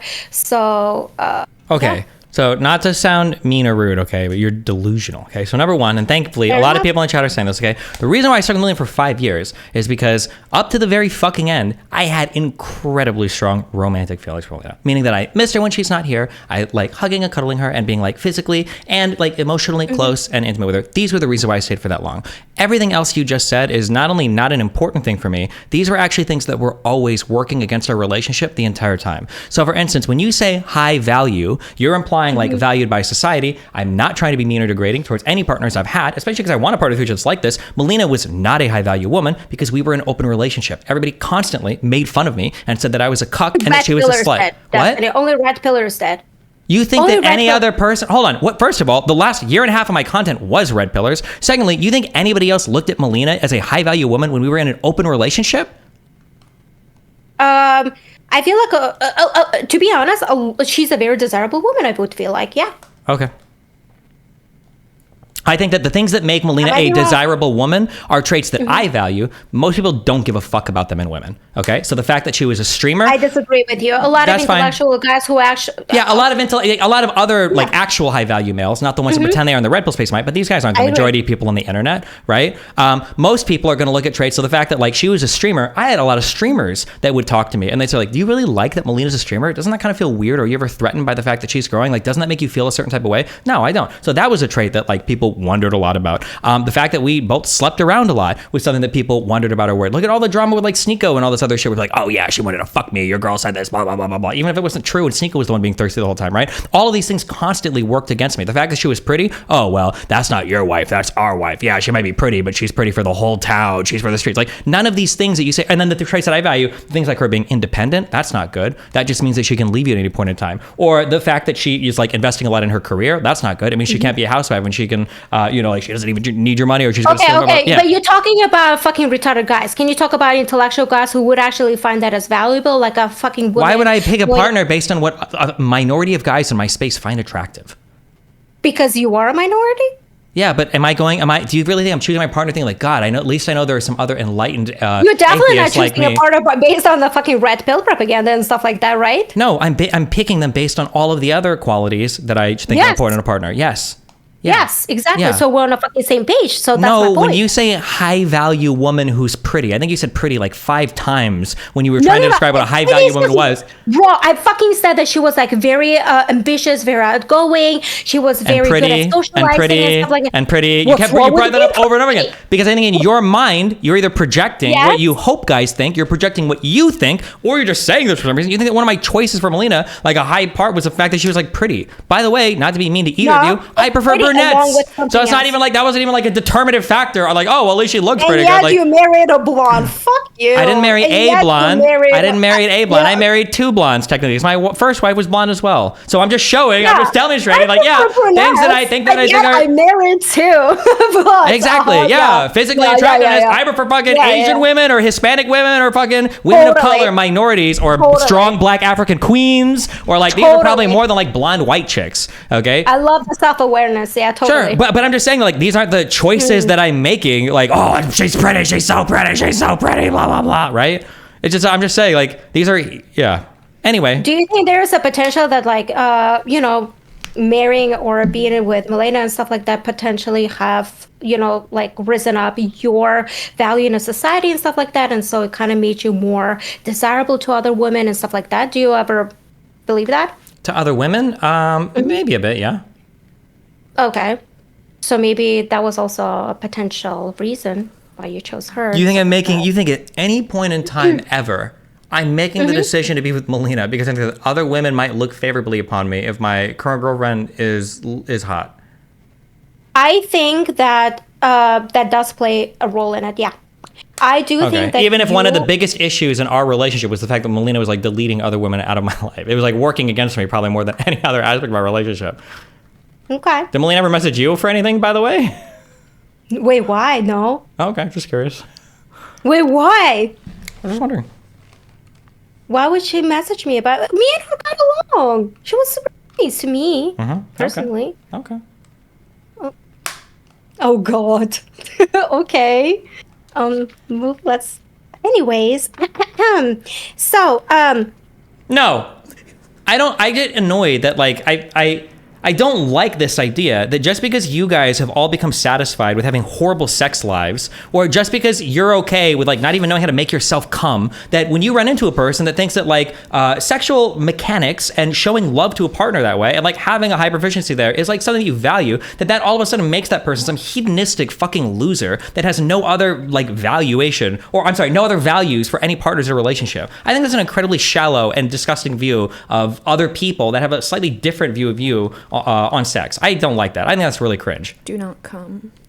I think you are a very hedonistic person, but I don't look down on you because of that. Okay, that's great. And I think you're shallow, and I think it's sad that a lot of people like you commit to having dog shit sex lives with partners that don't even know how to fucking give head because you don't actually give a fuck about any of it because you just do it because you think you have to because that's part of like a woman's job in a relationship. I think it's really sad. But, I think you're projecting. What, I think you're what getting part of what I mad. just said is projecting when what I just said was the opposite value of everything I believe in for relationships? How does that even make sense? You're presuming something about my sex life. You're presuming that I don't care about sex. That is not true. I do care about sex, but I would care about sex more with a very specific partner and stuff like that. I understand. So while I some would people care prioritize more that. about like the number of orgasms they might have in a month, you care more about the number of candles that are lit in the room when your partner's fucking you missionary for 2 Fuck minutes yeah. before they blow inside of you and get you pregnant because kids are Yeah, important. I care Gotcha. about the Okay. actual relationship aspect of it instead of just sexual aspect. Gotcha. Of it. Exactly. And a Because partner that that's what cares with enough the about vibrator, their- I can And get it's fucking impossible more to and than a, have and a a that. partner and a combination of partner the that two? cares about how They're their other mutually partner exclusive? feels, a partner that cares about how their other partner feels or finds ways to like pleasure them and make them feel good. That's not actually caring about the relationship. What's actually caring about the relationship is laying there and just like having the sex.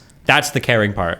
In my honest opinion, if you actually care about your partner, you actually care about their satisfaction. So in a healthy, good relationship, you would actually attempt to learn, attempt to satisfy, attempt to actually learn about your partner's body and etc. We're talking about a healthy relationship, Destiny. When I talk about a selfish, narcissistic relationship where one partner just fucking lays there receiving all the pleasure and not being able to provide pleasure in return. We're talking about healthy That's relationships. awesome. Okay, I agree with you. That's great. It took you a long time, but so cool. So you fully came around to my I don't think position. so. You You fully came I around to my disagree position. with you. You just said that if a partner loves the other person, then they will increase their mechanical proficiency because they do care about their partner's pleasure and they do want to find ways to make them feel good. Cool. I'm glad that we could wind up at the exact same spot. But after guess what? 3 No, no, hours no, no, no. We're on a different page. It's like I decided to like maybe date a partner or be with that partner, not because they were really good at sex, but because, they had other values and I was willing to be like, okay, I will educate them on the mechanics of it. So the mechanics were kind of like lower in a priority list, very much so lower. So sexual compatibility isn't allowed, like he's not allowed to because have that as one of the priorities. There's a difference between sexual compatibility versus mechanical. There's What a does the very sexual- wait, what does the sexual compatibility mean? You have to think that the person is good at like the mechanical aspects of sex for you to be sexually compatible. I don't. Or what does sexual compatibility What mean does for that you? mean? What does it mean for you? I'm curious. Sexual compatibility means I enjoy having sex with that person. Because No, wait. there's- Why though? What is that? You're just describing a thing. Like romantic chemistry means that I feel romantic feelings for somebody. What does it mean to have sexual compatibility with somebody? So majority of the time, the sexual compatibility with that person, for me, I'm speaking for me, and for a lot of other women that I know, again, this is anecdotal, but it means simply enjoying the sex with that person. Doesn't necessarily mean Why do the you enjoy mechanics, it? Why do you but enjoy it? What are Is you it because enjoying? of sex is good? Emotion. I wouldn't say the sex is amazing, but the sex is good because Yeah, it's bad with that person. Wait. Why is it good with the But it- person? like, Why- it no, wait. Let me feels drill. good? Let me drill. Why is it good with the person? Why does it feel good? Why is it? What makes it feel good? I think you're having a hard time comprehending it, and I've repeated myself many times. It's because of the emotional aspect, the mentality of having sex with that person. Okay, so if we had a really strong emotional attachment, okay, I take your panties off, okay, and then I put my 1-inch micro dick and I thrust against your belly button a few times and I fill it up with cum and then I walk away, but like we have a strong emotional attachment. That's good sex to you. Because we have strong emotional attachment. And you saw me orgasm at least in 10 seconds. I'll be okay with it. Girl, that's not Okay, good that's faith. fine. No, that's fine. Okay, that's fine. So you have no idea. You don't care about sexual compatibility at all. That's just not an important thing for I you. do. No, I You do. don't. No, you don't. No, I do because No. I actually value the emotional aspect of it more, the mental aspect of it. I actually enjoy having intimate sexual relationship with that person. When it comes to actually improving on sex, You don't even know what it means to have intimate sex with someone. You don't even know what that means. You don't know anything about sex. You have no concept of this. Is the equivalent of a woman who gets beaten the shit out of by her husband saying, I think that the romantic intimacy of our relationship is really important because I know that he feels really good every time he cracks his knuckles across my face. And I value that. That's what you're telling me, right? Destiny, with all the love and respect, in my previous relationships, I started dating individuals, right, when the sex wasn't amazing. The sex mediocre and stuff like that. It was whatever, right? But then as the relationship progressed and stuff like that, I educated them and they were able to satisfy me. That's how fucking majority of the relationships work. But what you're if not you telling had me sex what that with them means. for the first Hold on, time? It hold was on, hold absolutely on. awful. Or- Like, would you? It wasn't have awful, it I'm was not. mediocre. That's what I'm asking. Or Like, just what if it asking- had been absolutely terrible and you wouldn't have like? Here, would you have wanted sure, to Anna. improve? Here's the deal, Anna.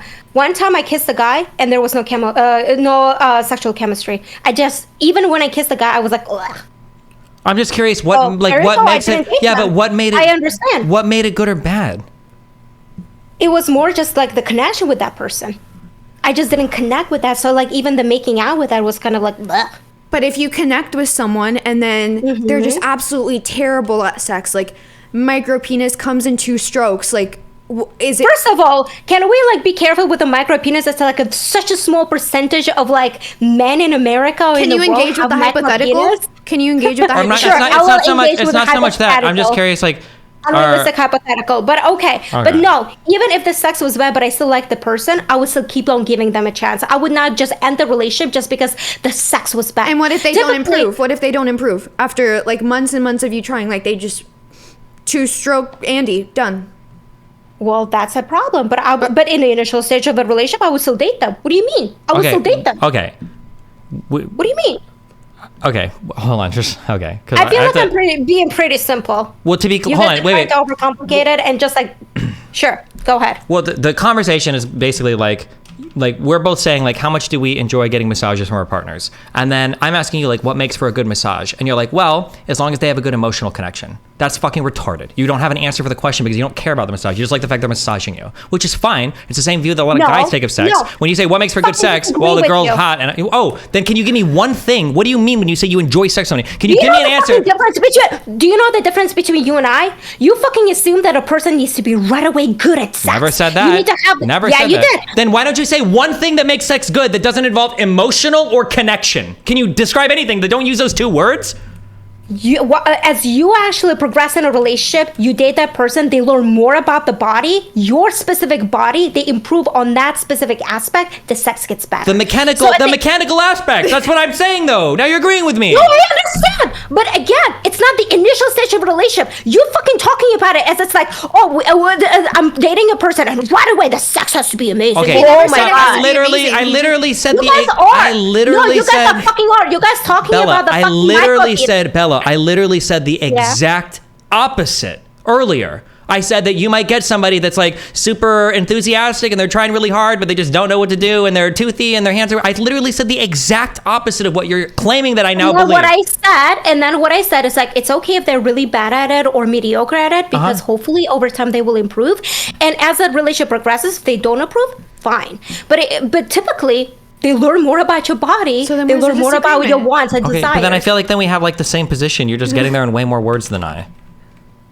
No, I think the biggest difference, again, Anna and Steven, is that you guys are saying that the mechanical aspect of the sex needs to be present at the initial stages. I literally just gave you the exact opposite thing again. Do I need to repeat the same thing? You guys fucking talked about a micro penis smacking me in the fucking pussy and him coming within the 2 minutes. Yeah, but a guy with a micro dick. You continue dating him. But a guy with a micro dick. Yeah, but a micro dick can do a whole bunch of other things. You can get a fucking cock sleeve. You can get a fucking vibrator. You can give good head. You can do. There's a million other fucking things a guy could do. I was just giving that example. Like, is this really good sex to you? Because the only thing you would tell me is emotional connection. I'm like, wait, what if there's nothing else happening besides the emotional connection? Hence the micro penis coming in your belly button. Wait, I have a question. To see if there was like any other thing that you would give. It's like, oh, well, he could do this or that. But you just don't have. Yeah, well, sure, but it comes with over time because at the initial stage of a relationship, you don't like. I don't know why you say initial stage of a relationship. You're okay. We're burning on this. It has nothing to do. No. I think you're just fucking dismissing because you completely understand what I'm saying. It's just you want to fucking dismiss it because it goes against your agenda. You start talking to this guy at the sex agenda. You start talking to this guy at the sex is mediocre.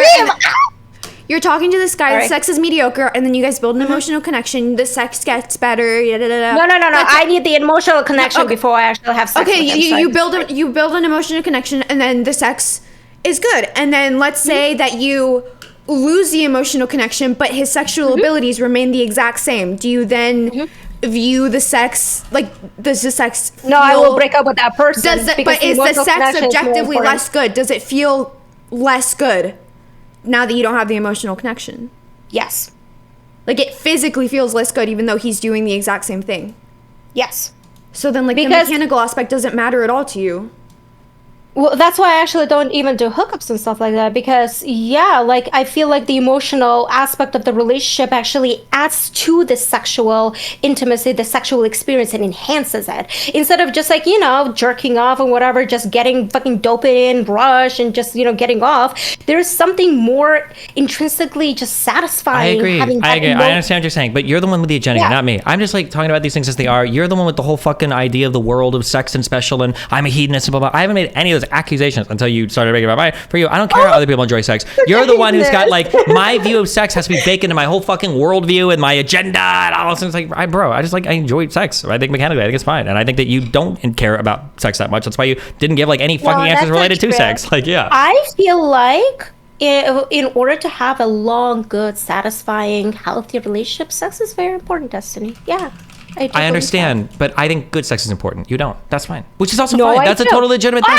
That's fine. You can have that opinion. There's nothing wrong with your opinion. That's fine. Don't speak for me. Don't fucking put words into my mouth. I actually do believe in good sex with your partner, right? But you didn't even say, you didn't give a single definition of good sex. And not everyone does. Or not even that. You didn't give anything of like what is good sex. You didn't give any definition of it whatsoever. Okay, typically for women, majority of the women will be actually orgasms.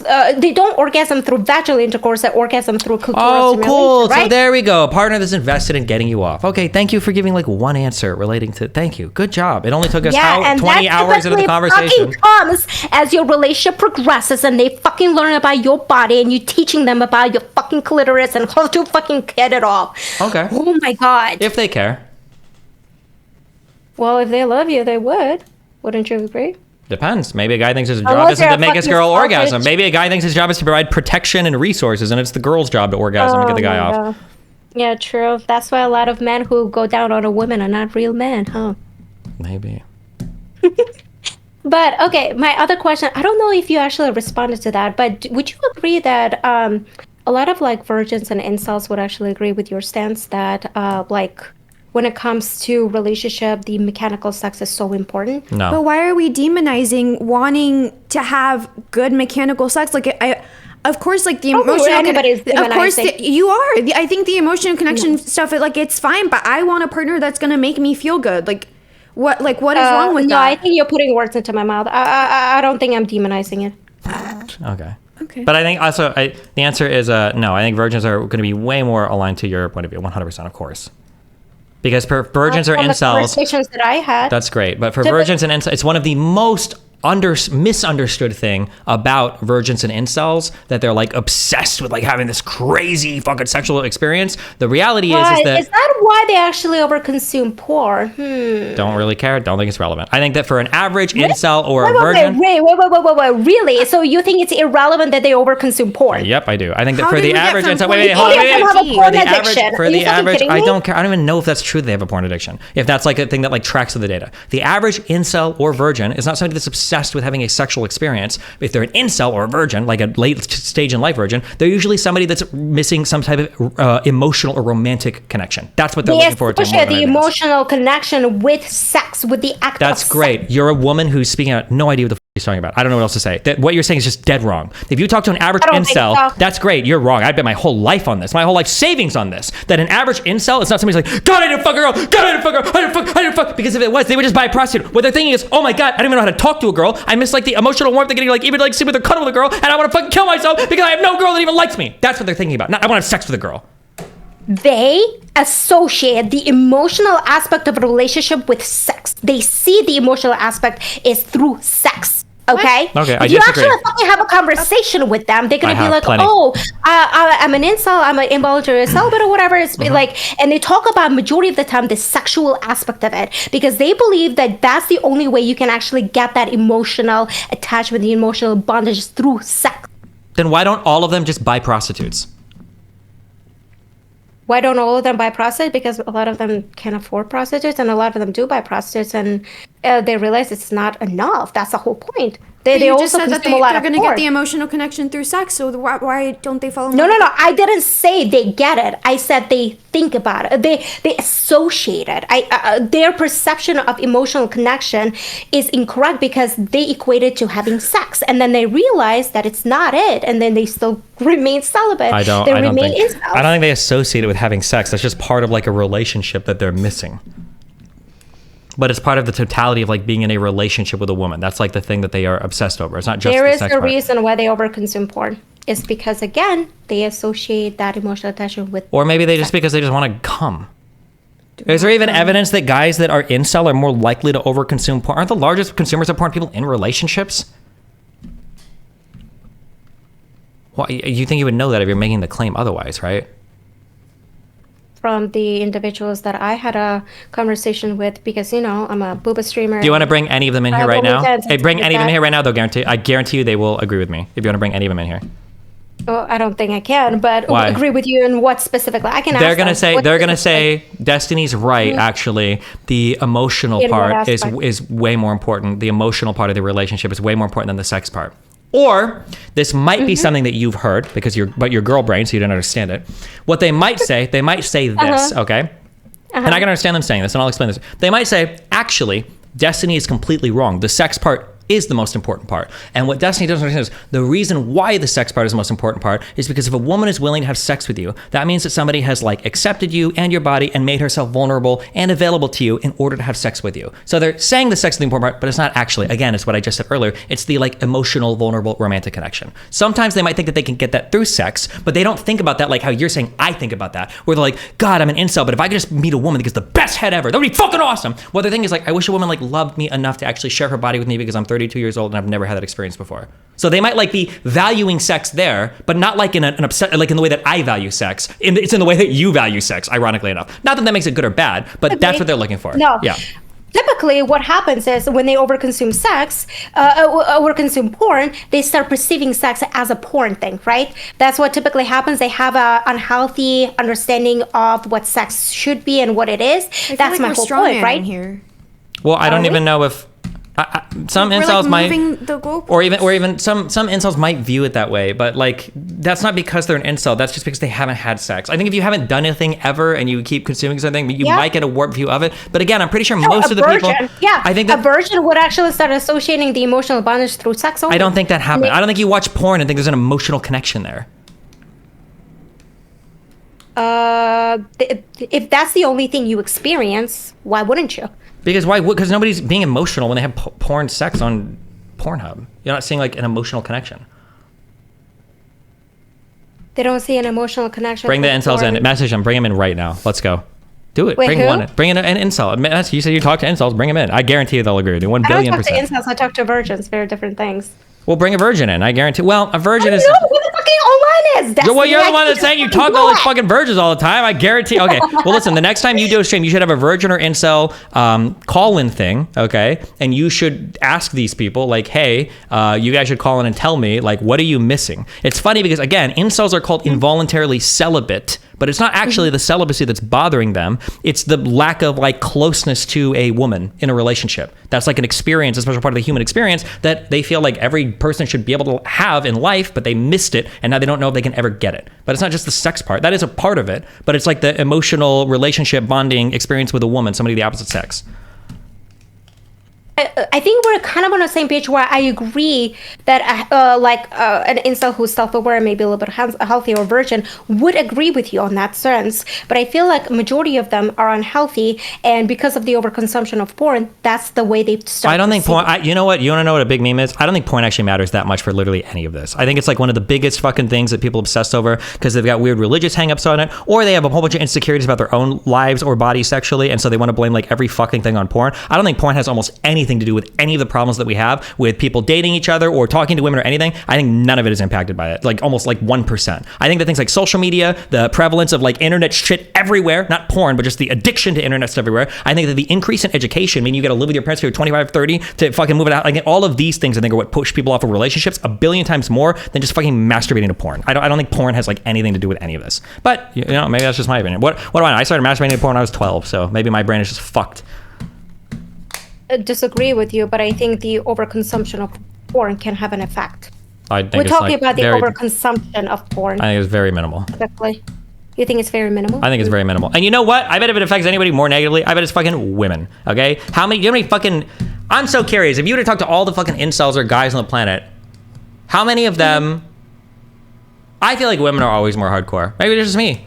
I feel like every what fucking, do you mean by hardcore? As in every new fucking woman I have is like, fucking choke me, will you spit in my mouth? Can you fucking blah, blah, blah. Like every fucking woman is like this, every single one. Okay, why are they getting affected by it more than? And I feel like if you talk to the average incel, I don't think if you talk to the average incel, the guy's like, yeah, I just really want a woman that can wrap my fucking fingers around her throat and watch her the life drain from her eyes while I fucking drill her fucking puss. Like I don't think that is like the average incel. If anything, I feel like women's fucking fetishes and shit are more influenced by porn than fucking men's are. But also, I don't fuck all men, so I could be wrong. Okay, let's calm the fuck down. Okay, so you are calm. wrong in the sense. Here's a reason why you're wrong. Go ahead. Majority of women actually don't consume like the men to women porn and stuff like that, where you fucking see his dick going inside her pussy and his balls fucking hitting her ass. Okay, they don't actually watch that a lot. You know what? I bet women Can on I average. finish my fucking sentence? Finish your sentence. Go ahead. Thank you. I'm about to I contradict it. appreciate Go. you. Yeah. Go ahead. Majority of women actually watch erotica or lesbian sex.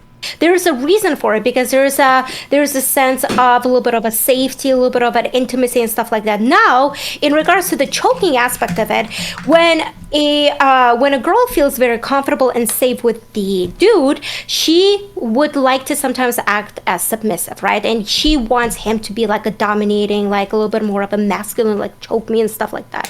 But typically, when it comes to consumption of porn, women consume lesbian porn. My or bet, erotica. first of all, I seriously doubt That's that why, many by women. the way, that's why erotica books are actually more popular with the ladies and stuff Cool. like that. Because Women they on like the average, mas- you know what I bet my life on? Women on average consume more hardcore porn than men. 100%. I know that to be true. Number one. Number two, You have a source for it? Because why are you saying it as a fucking claim? Like it's a yeah, factual I can give you a source for it. The source why, ahead. the source for it is what you just said. Because erotica, which I read a lot of, by the way, is heavily and predominantly consumed by women. Have you ever read erotica that women read? Yeah. It is So like almost 50 Shades of Grey. Sure, I've read it doesn't have to be 50 Yeah. Shades. It could be literally any Whatever. popular erotica author. It could be for books that are written. They are always written, almost always, from a heavy male dom point of view. The woman is going to be some self-insert that almost does nothing or is kind of like wishy-washy or whatever. There's going to be some super strong male lead, okay, who's like kind of a bad boy or he needs to be reined in or is trying to do something with a girl, and then it's their relationship as the fucking book goes on. Then finally, like, this girl is like tamed this like super bad boy dude who's like super aggressive and dom and has all of these like CNC kinks and everything related to the relationship. This is like 90% of erotica, okay? And this is like the vast majority of what women consume. And I would argue that those types of things, the things that you read in those books, look at again, I don't want to, I mean, you brought up 50 Shades of Grey, right? The hardcoreness of like 50 Shades of Grey and the types of kink play that engages in is way more hardcore than the average like blowjob or like vaginal to penis fucking porn that a guy watches. So here's where I'm going to disagree with you. I understand when you say, oh, when a woman reads erotica, a lot of the erotica books and stuff like that do involve like a hardcore stuff. But women like to read that because in their head, they actually imagine it in a, like, if you actually read 50 Shades of Grey, I don't think you fucking did. I did because I was curious about it. Typically, with the hardcore stuff, there comes a lot of vulnerability and a lot of intimacy. Like, for example, a guy beats her ass or whatever with like a belt and something, and then he's like, I'm so sorry for hurting you. He gives her a hug, he apologizes. Typically, women actually fantasize more about that after aspect of it. It's like, oh, the guy hurt me, but then, you know, like he apologized, he this and that. I and don't the think guy, they're climaxing hold on, at hold the on, point hold where he on. apologizes. Hold on. Even when it comes to like Christian Grey, who's like in the 50 Shades of Grey, he's supposed to be dumb. He is the fucking pussiest dumb on the planet Earth, right? He is so pussy that he actually fucking doesn't even do dumb things to her. He does it in a very gentle, in a very soft, intimate way to her. Because again, like, I disagree with you. Whenever women read about erotica, about choking, it's not like, oh, I'm gonna choke you to fucking death, that you fucking start tearing up, your eyes go red and stuff like that. Women don't do that. It's more of a softer version of the hardcore. It's like, just like in real life, when a woman asks you to actually choke her, she wanted to choke her, but not in a degree where she actually suffocates. Can you tell, hold on, I'm just so curious, okay? Why do you Okay. think women prefer like dom sex acts in bed? Can you give me the explanation again? Why do women prefer dom sex, whatever? Yeah. In bed. I think it is in a sense of just like living in that feminine sense, being just feminine, being just like, you know, with a masculine guy, feeling. But they only do it typically with like guys they actually feel safe with, because they know it's never going to get to a point of like pain and hurt. So they're willing to actually. Okay, but kind you of, can just have like you can have like lose and normal stuff. sex with a guy who doesn't do any of the dom stuff, like, and he won't hurt you. Why the dom stuff? I think again to experience that masculine, feminine side of things. Okay. Earlier you said they just like the aftercare. No. I said typically in the 50 Shades of Grey, the hardcore stuff is very soft because typically, like it's a very, very soft version of the dom, and then he follows up with a very emotional aspect of it. It's kind of same with kind of like sex in real life. Like she might choke you, but then you still want to like cuddle with him and stuff like that. Still want to have that emotional aspect. It's kind of like that. Okay. You know what I mean? You don't think that scenario Maybe I is didn't more? explain it properly. Well, because Go earlier ahead. you said they like the aftercare stuff more. I was curious. Do you think that type of sexual like kink that play is more extreme than just watching like missionary sex and porn? or no? I like majority of the people, women, from my experience, from the people that I know, they don't actually watch that. Just like from the guy's perspective. Yeah, but I'm he's just asking, like, looking- what's more hardcore? What do you think is like a little bit more hardcore? Like just like sex, like straight like boy girl scene where there's not like slapping or choking about, or reading like 50 Shades of Grey. I think the missionary, the boy girl stuff is more hardcore than the 50 Shades of Grey. Even if I it's think just women vanilla are more. sex? Yes, I think. Why? I think because typically the vanilla sex is still filmed from the guy's perspective. What does that even No, mean? no, I feel Literally like hard- it's filmed from like a lot of angles, and Yeah, but typically, like that's why they don't even show the guy's face and stuff like that, that's right? point of view. But it's- there's like third hold on. Let me person finish my angles. sentence. Hold on. It's filmed from like you don't even show the guy's face and stuff like that. It's targeted towards guys, so you actually see a lot of more penis to vaginal intercourse. You actually see that more direct and stuff like that. You actually don't see a lot of like kind of from the outside perspective. You only see very close to a girl's face, her vagina, and his penis and stuff like that. Can you? When How does that comes make to it more? erotica- How does it hold make it on, more when comes- hardcore? I'm just curious. Like for that, let's say POV. How does it make one more hardcore than the other? Because isn't 50 Shades of Grey, for instance, written from the woman's perspective? Yeah, I think the reason why it makes it a little bit of hardcore compared to like the 50 Shades of Grey and stuff like that is because of that, the point of view, the point of perspective and stuff like that. When you're actually having, when they're not showing the whole perspective, it's kind of harder to separate yourself from that. Well, in And 50 when Shades it of Grey, I haven't read this. Do they write from Christian's perspective a lot? No, it's from the No, they woman's. from the girl's So perspective. why is it? Because I feel like you're just being sexist now. I'm just curious. Why is the ordinary like pornographic like boy girl Because scene? ordinary boy's perspective is from the guy's perspective instead of the woman's perspective. Yeah, but why is one hardcore and one isn't? When the 50 Shades of Grey is more hardcore sex acts. Because from the woman's perspective, it's So just because weird, it's a but woman's perspective, that makes it not hardcore, or makes it feel safer in a weird sense, like more intimate. Even if he's physically harming her, and in the like pornographic material, like they're just having vanilla sex. So when you like, actually it feels read safer 50 that he's Shades like of- tying her up and hitting her and stuff. yeah. So from a woman's perspective in the 50 Shades of Grey, because it's speaking from a woman's perspective, she actually doesn't experience any pain until she actually agrees with him that he could hurt her. And then you see from a woman's perspective that it hurts. But whenever you're actually reading the book and it's her perspective, even if he's like slamming her, he's doing it very gently, in a way she's actually experiencing pleasure and stuff like that. Okay, I just don't understand. I don't understand how any of this makes it more hardcore or not. So it's hardcore because in one it's from a guy's perspective, and it's not hardcore when it's from the woman's perspective. The acts Okay, think themselves don't about actually. why do you match. think a lot of women don't consume a lot of straight porn and stuff like that, like a They boy and girl do. porn? I think a No, lot. I they think the actually majority. consume more Don't argue with lesbian her and point. I erotica. understand. Yeah, I think that women probably look for slightly different things. I think pornographic material, like straight ordinary porn. There's some porn that's geared towards women, but like the angles and what's being shown and what's being valued in the arrangement. So like a huge dick and like a hot woman that's like making the right noises. These are just the things that are valued by men, and then that's shown. But it's not because it's more hardcore. It's just because it's shot from like the male point of view. I think it's just like probably the penetration aspect of it can make a lot of women uncomfortable. I disagree. I think like it. But I don't think that I just don't think this has anything to do with it being hardcore or not, though. It's just interesting that it's considered hardcore when it's the male point of view. But even if it's actually more, it's not considered hardcore. Don't get me wrong. I completely understand. Like hardcore would be like a dude like fucking her in the ass while choking her while her eyes are like red and stuff like that. I understand that technically would be considered more hardcore, like on a scale and stuff like that, than a typical regular vanilla boy and girl porn. But compared to that, erotica would probably be considered even less of a hardcore. Do you see what I'm saying? It's kind of in a weird way, kind of like a spectrum thing. I just He don't see. I shoved don't his understand. large that. member in her Sure. tiny little ass while he choked her and he slapped the shit out of her.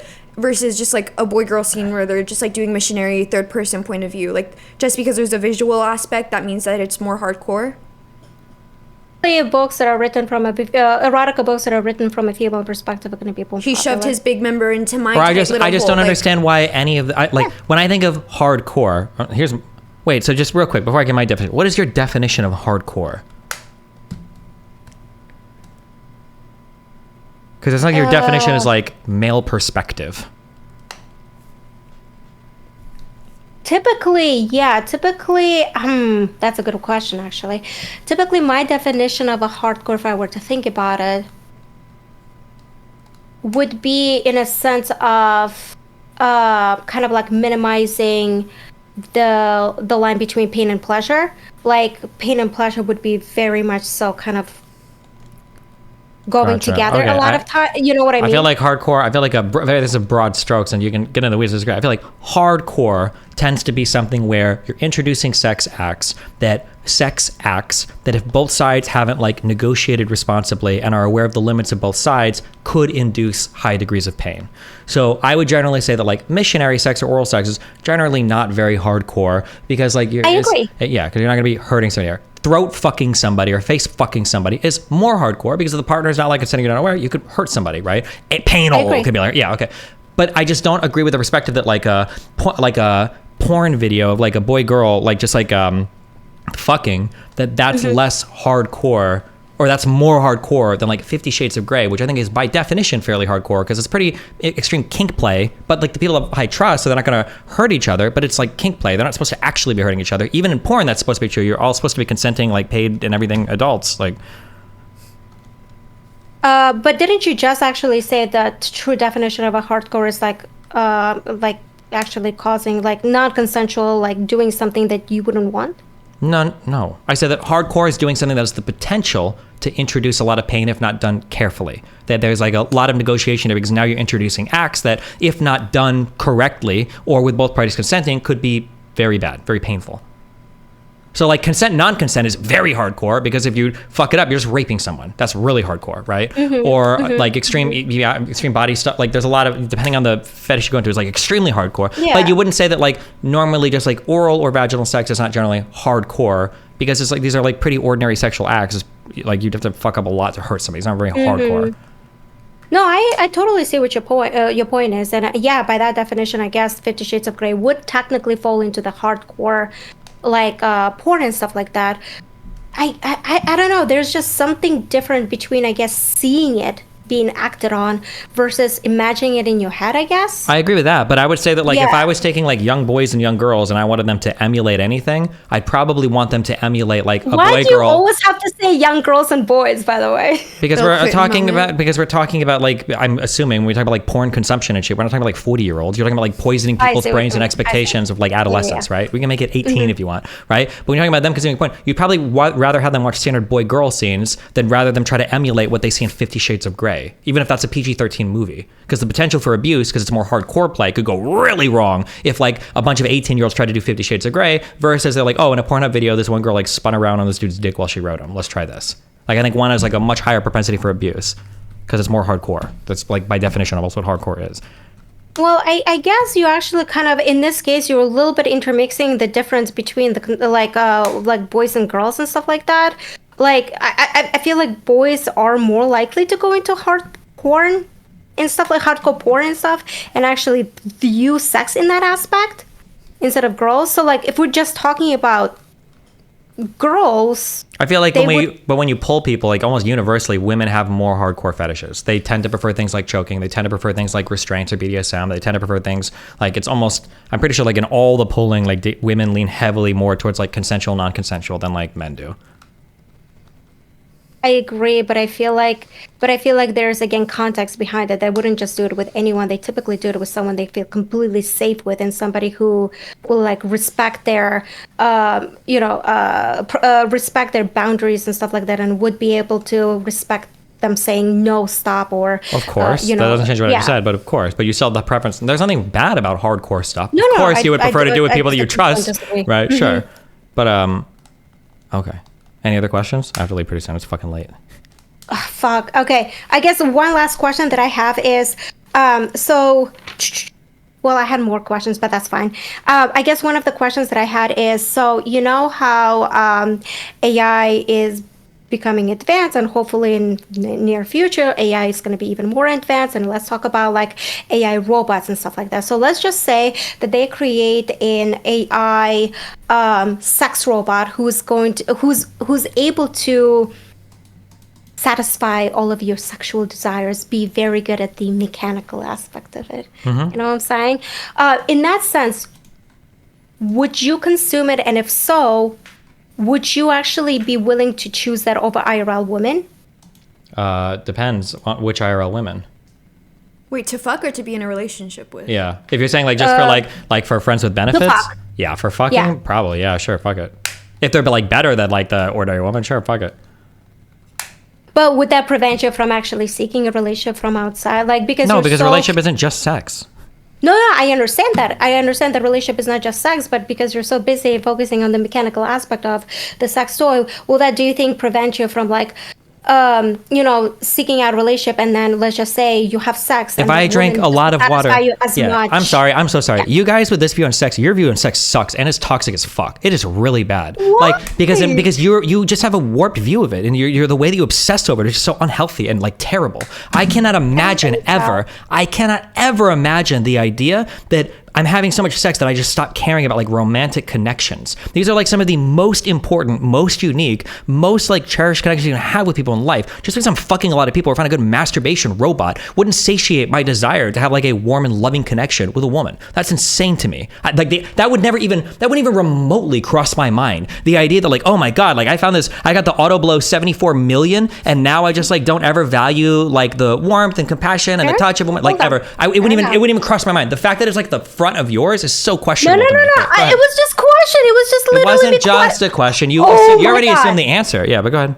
No, I didn't. Of course you did. Fucking legitimately. You literally came into this conversation thinking I thought that sexual mechanical skill was the most important part of a relationship. Why would that not already be? That's how you fucking phrased it. No, it wasn't. I've never phrased it that way before. But go ahead. Okay, whatever. But I guess to add to it, what if the AI robot is actually designed in a sense that it could actually also satisfy your emotional needs and stuff? What about that case? Well, then it would get a lot harder, I think. Right? Mm-hmm. Yeah. Would you do, like you personally, do you think you would? Me personally, I don't think so, but I think for a lot of people, you'd start to run into issues. I think women already run into this issue to some extent. For instance, women have extremely fulfilling relationships with a lot of their friends. They don't actually need a lot of the emotional connections that men need from relationships because we don't relate to each other the same way that women do. And I think that's why there's like a 50% higher rate of women that are okay being single versus men who aren't okay being single. Men hate being single. Like men, I think the last numbers I saw was like 24% of men are comfortable being single forever. It's like 37% of women. I don't know what those numbers are now. That was like an older figure, but like, yeah, I think that's part of the reason why is because women get a lot of those things like friendships and connections, emotional shit from their friends and stuff, and they're fine with it. Whereas guys don't have those connections at all in their life. That's why sometimes you run into women that go on first dates with guys and the guys start like fucking trauma dumping, or they treat them as their fucking mom, or it's like for the first time in their life they've got something they feel like emotionally invested in them. Yeah. So I think that if guys were able to find that in some other fucking AI robot or some shit, I think that would be scary. That people would start dumping a lot of like time and investment into that, and they would just say fuck it, and they wouldn't pursue like other romantic things. But based on what you said, do you think that women would actually, if that sort of AI robot thing existed, do you think more women would consume it and more women would be prone to being lonely compared to men? Or do I think that both sides would. I don't know. Itself? I don't know who would have a bigger problem with it. I think both sides would have big problems with it. I don't know at the end of the day who it would lean more towards, but yeah, but I mean, it seems like the women are more willing to socialize and go out and actually seek out potential romantic relationship compared to guys who are like willing to actually stay in. I don't know what you just said. Wait, say that again. So women are more willing to, it seems like, to actually go out, socialize, participate in social events. Absolutely like not. You're so wrong. That is one of the wrongest things I've ever heard in my entire life.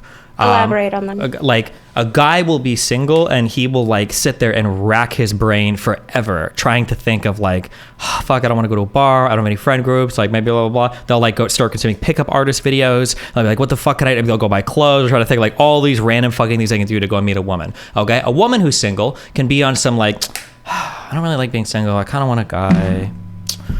Here's my 50,000 match on Tinder. I'm not gonna meet him. I don't think I want to. Fuck it. I'm just gonna like talk with my like friends tonight, and like boom. Women, like almost every single woman in the United States right now, like I'll meet women who are single, who are amazing women that I know that are super fucking awesome. Like, why the fuck are you so single? You complain about being lonely, and like over and over and over again, it's like, I don't know. Like sometimes I chat with a guy and I don't really feel like going out and meeting him, and it's like, whatever. And I'm like, the fuck? Why would you not go out and meet him? And they'll say some shit like, I've just had like a string of like really bad luck. And I'm like, what do you mean by a string of bad luck? And they're like, well, over the past 3 years, I've had like 4 or 5 really bad like first dates. I'm like, you've had 4 or 5 bad first dates over the past like 3 fucking years? And that was enough to discourage you from the 50,000 potential suitors on your phone right now? What the fuck? I think women put in almost no effort, considering how easy it would be to fall into a relationship if they would actually start sorting through for the same way that guys do.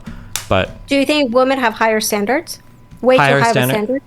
I don't think they have high standards. No, I just think that I think that without going down this whole train of thought, because I was talking about before, I think the issue is that women have like dramatically evolved over the past 60 years in the United States, and they've done a really good job at acquiring a lot of like the male traits, and they still have a lot of the female traits. And I think the problem is that most men are just dog shit. They're just not worth anything because they have like kind of the masculine traits, but the things that you needed from men the most in the past, you need a wedding ring so that you can get some dick, and you need a guy that works so that you can like move out from your parents' house. But now you've got birth control, and now you've got employment opportunities, and you're graduating, you're killing men in school. Why the fuck do you need a guy, right? And then guys are like, well, fuck, I don't know what to do. I'm too emotionally retarded to learn anything, and I've spent my whole life saying that female traits are for losers and queers, so why the fuck would I learn any of that shit? So then you turn on Andrew Tate, and then some guy that's like 5'7" deludes himself for the next 3 years, and I think he's going to become some hyper masculine alpha male that can hunt down women, even though the reality is he's just too emotionally retarded to even entertain a conversation. There's just no proposition value for women to get into relationships with the average man, and nobody's like helping the average man acquire the skills they need to become like dateable, because no average guy wants to hear that he needs to be a little bit more feminine, because that sounds like gay shit.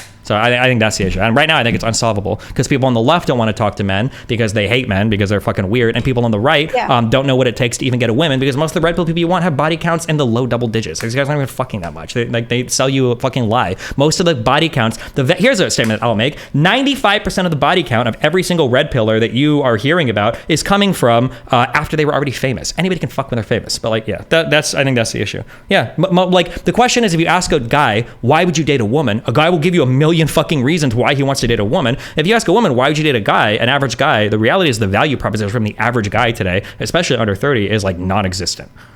So you don't think women would actually ever like be like, oh, I know that guys can't provide value, so I'm actually going to like lower my standards, because when you're talking about value, you're talking about standards and stuff like that. So you don't think women will ever get to a point of them lowering their standard and actually being able to still date a guy who maybe earns less than them? Or it's not about earning less. It's what do you get? What do you get from dating an average guy today?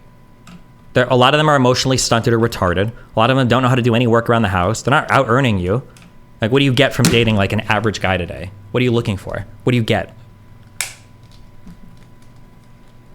Partnership. But yeah, you don't need it as a woman. Who the fuck cares? Yeah, you get it from your friends, and you work and you do like other shit. You can travel. Like, what the fuck is the point? You have cats and dogs and like girl outings for that. And then if you really want to fuck a guy, you can go on Tinder and grab some dick. Like, what is the I guess proposition? maybe for the purposes of having children, maybe? Yeah, but like having children used to be like the thing for you to do as a woman, because it was literally the only fucking thing you could do. But now children are competing with being engineers, being doctors, traveling the world, like doing 50 million other fun things. But you can still, like before, like children was like the next thing you did after you moved out from your parents' house, because you need a man to do that because they're the ones that are working. And now I guess like the family's the next thing. Or what are you gonna do? Sit in the house and be bored all day? Like, you have kids, you do that. But now there's a lot of other things competing for women's attentions for having kids. And the reality is that like having kids is a lot of work, and it's a big decision, and there's other things that are fun to do in life too that women now have access to.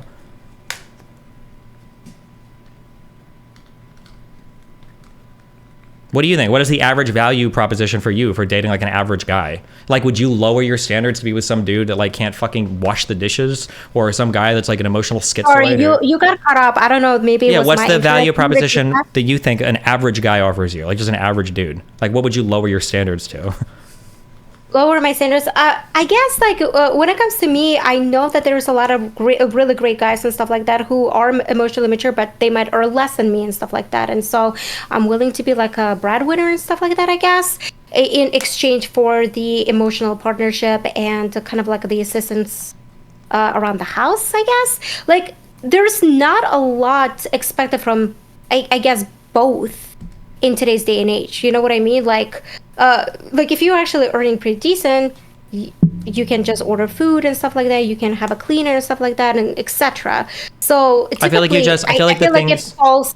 Go ahead. I feel like the things that you just said are kind of reinforce my point, where it's like you're like, I could be with a guy that earns a little bit less. I just need him to be like kind of emotionally mature, can like be like a partnership in a relationship. But like these are exactly the kinds of soft skills that men don't learn and won't learn and don't want to learn, and they suck, and they're for women and they're for losers. That's what guys think. Like they don't. Yeah, typically what I've noticed is the emotional maturity comes with actually trying to be in the relationship and growing within the relationship. Like I've noticed a lot of guys actually mature more once they experience a relationship aspect.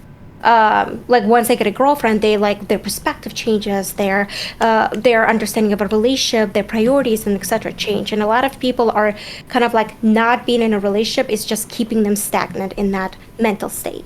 Yeah, I know. So I I feel understand what like you're it's saying. I kind of like agree a with you, vicious but like, cycle. I agree. Yeah. Yeah, but that is the vicious cycle because what you're saying is like, I need a girlfriend so that I can get like my Yes. mom to give me emotional training wheels because that's what it sounds like. Yeah. And then that's why In a another, sense, yeah, yeah. and that's why for a lot of women that are like 21, 22, 23, it's like, fuck, I don't want to date a 20-year-old dude that I have to like be the mom to so I can be like his training girlfriend for his real relationship when he actually grows the fuck up. Like, why the fuck wouldn't I just go get with a 30 or 35-year-old dude who's like already got this shit figured out? And that's why like a lot of young guys, yeah. But then when the young guys look to training, they look to like red pillars who are giving the literally the most like Sahara desert pussy drying advice possible because no woman in her entire fucking life has ever been across the table from a guy at dinner and seen in his glasses like the reflections of an Andrew Tate video on his phone and been like, finally, the guy that understands me, the one that watches, you know, Fresh and Fit and Donovan Sharp and Rollo Tomasi, this is the guy that's gonna finally like get me. Like, I just don't think that ever happens. But Maybe honestly, I feel like maybe if a lot of more guys actually went to college, because colleges I feel like is majority of people, college is the place where they actually experience their first serious relationship or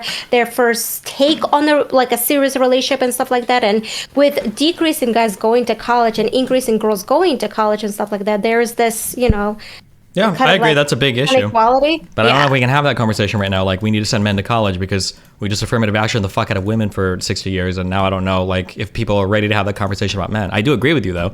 But there's also, Yeah. like, a lot of toxic, like, masculine standards. Like, over COVID and shit, women were allowed to go to school because guys were the ones that were expected to stay home and take care of their families and shit. So guys, like, education over COVID dropped even more. And that, like, none of that is rebounding or recovering. And it's just fuck. But I do agree with you there. But yeah. Yeah. Okay. Any final Well, thoughts, questions? I had more questions about like the OnlyFans and stuff like that, but we can have that conversation some other time. Sure. What? Listen, if you want, before 6 tomorrow, I'm free. So, or you can DM me. We can set something if you want. Okay. Wait, before 6 a.m.? Before. Is that what you think I said? I don't know. You're crazy about work, so who knows? Who knows what you do? Okay, damn it. We'll set it up. Okay. Be careful. Okay, bye. Thank you. Also, you're judgmental. Fuck you. Bye.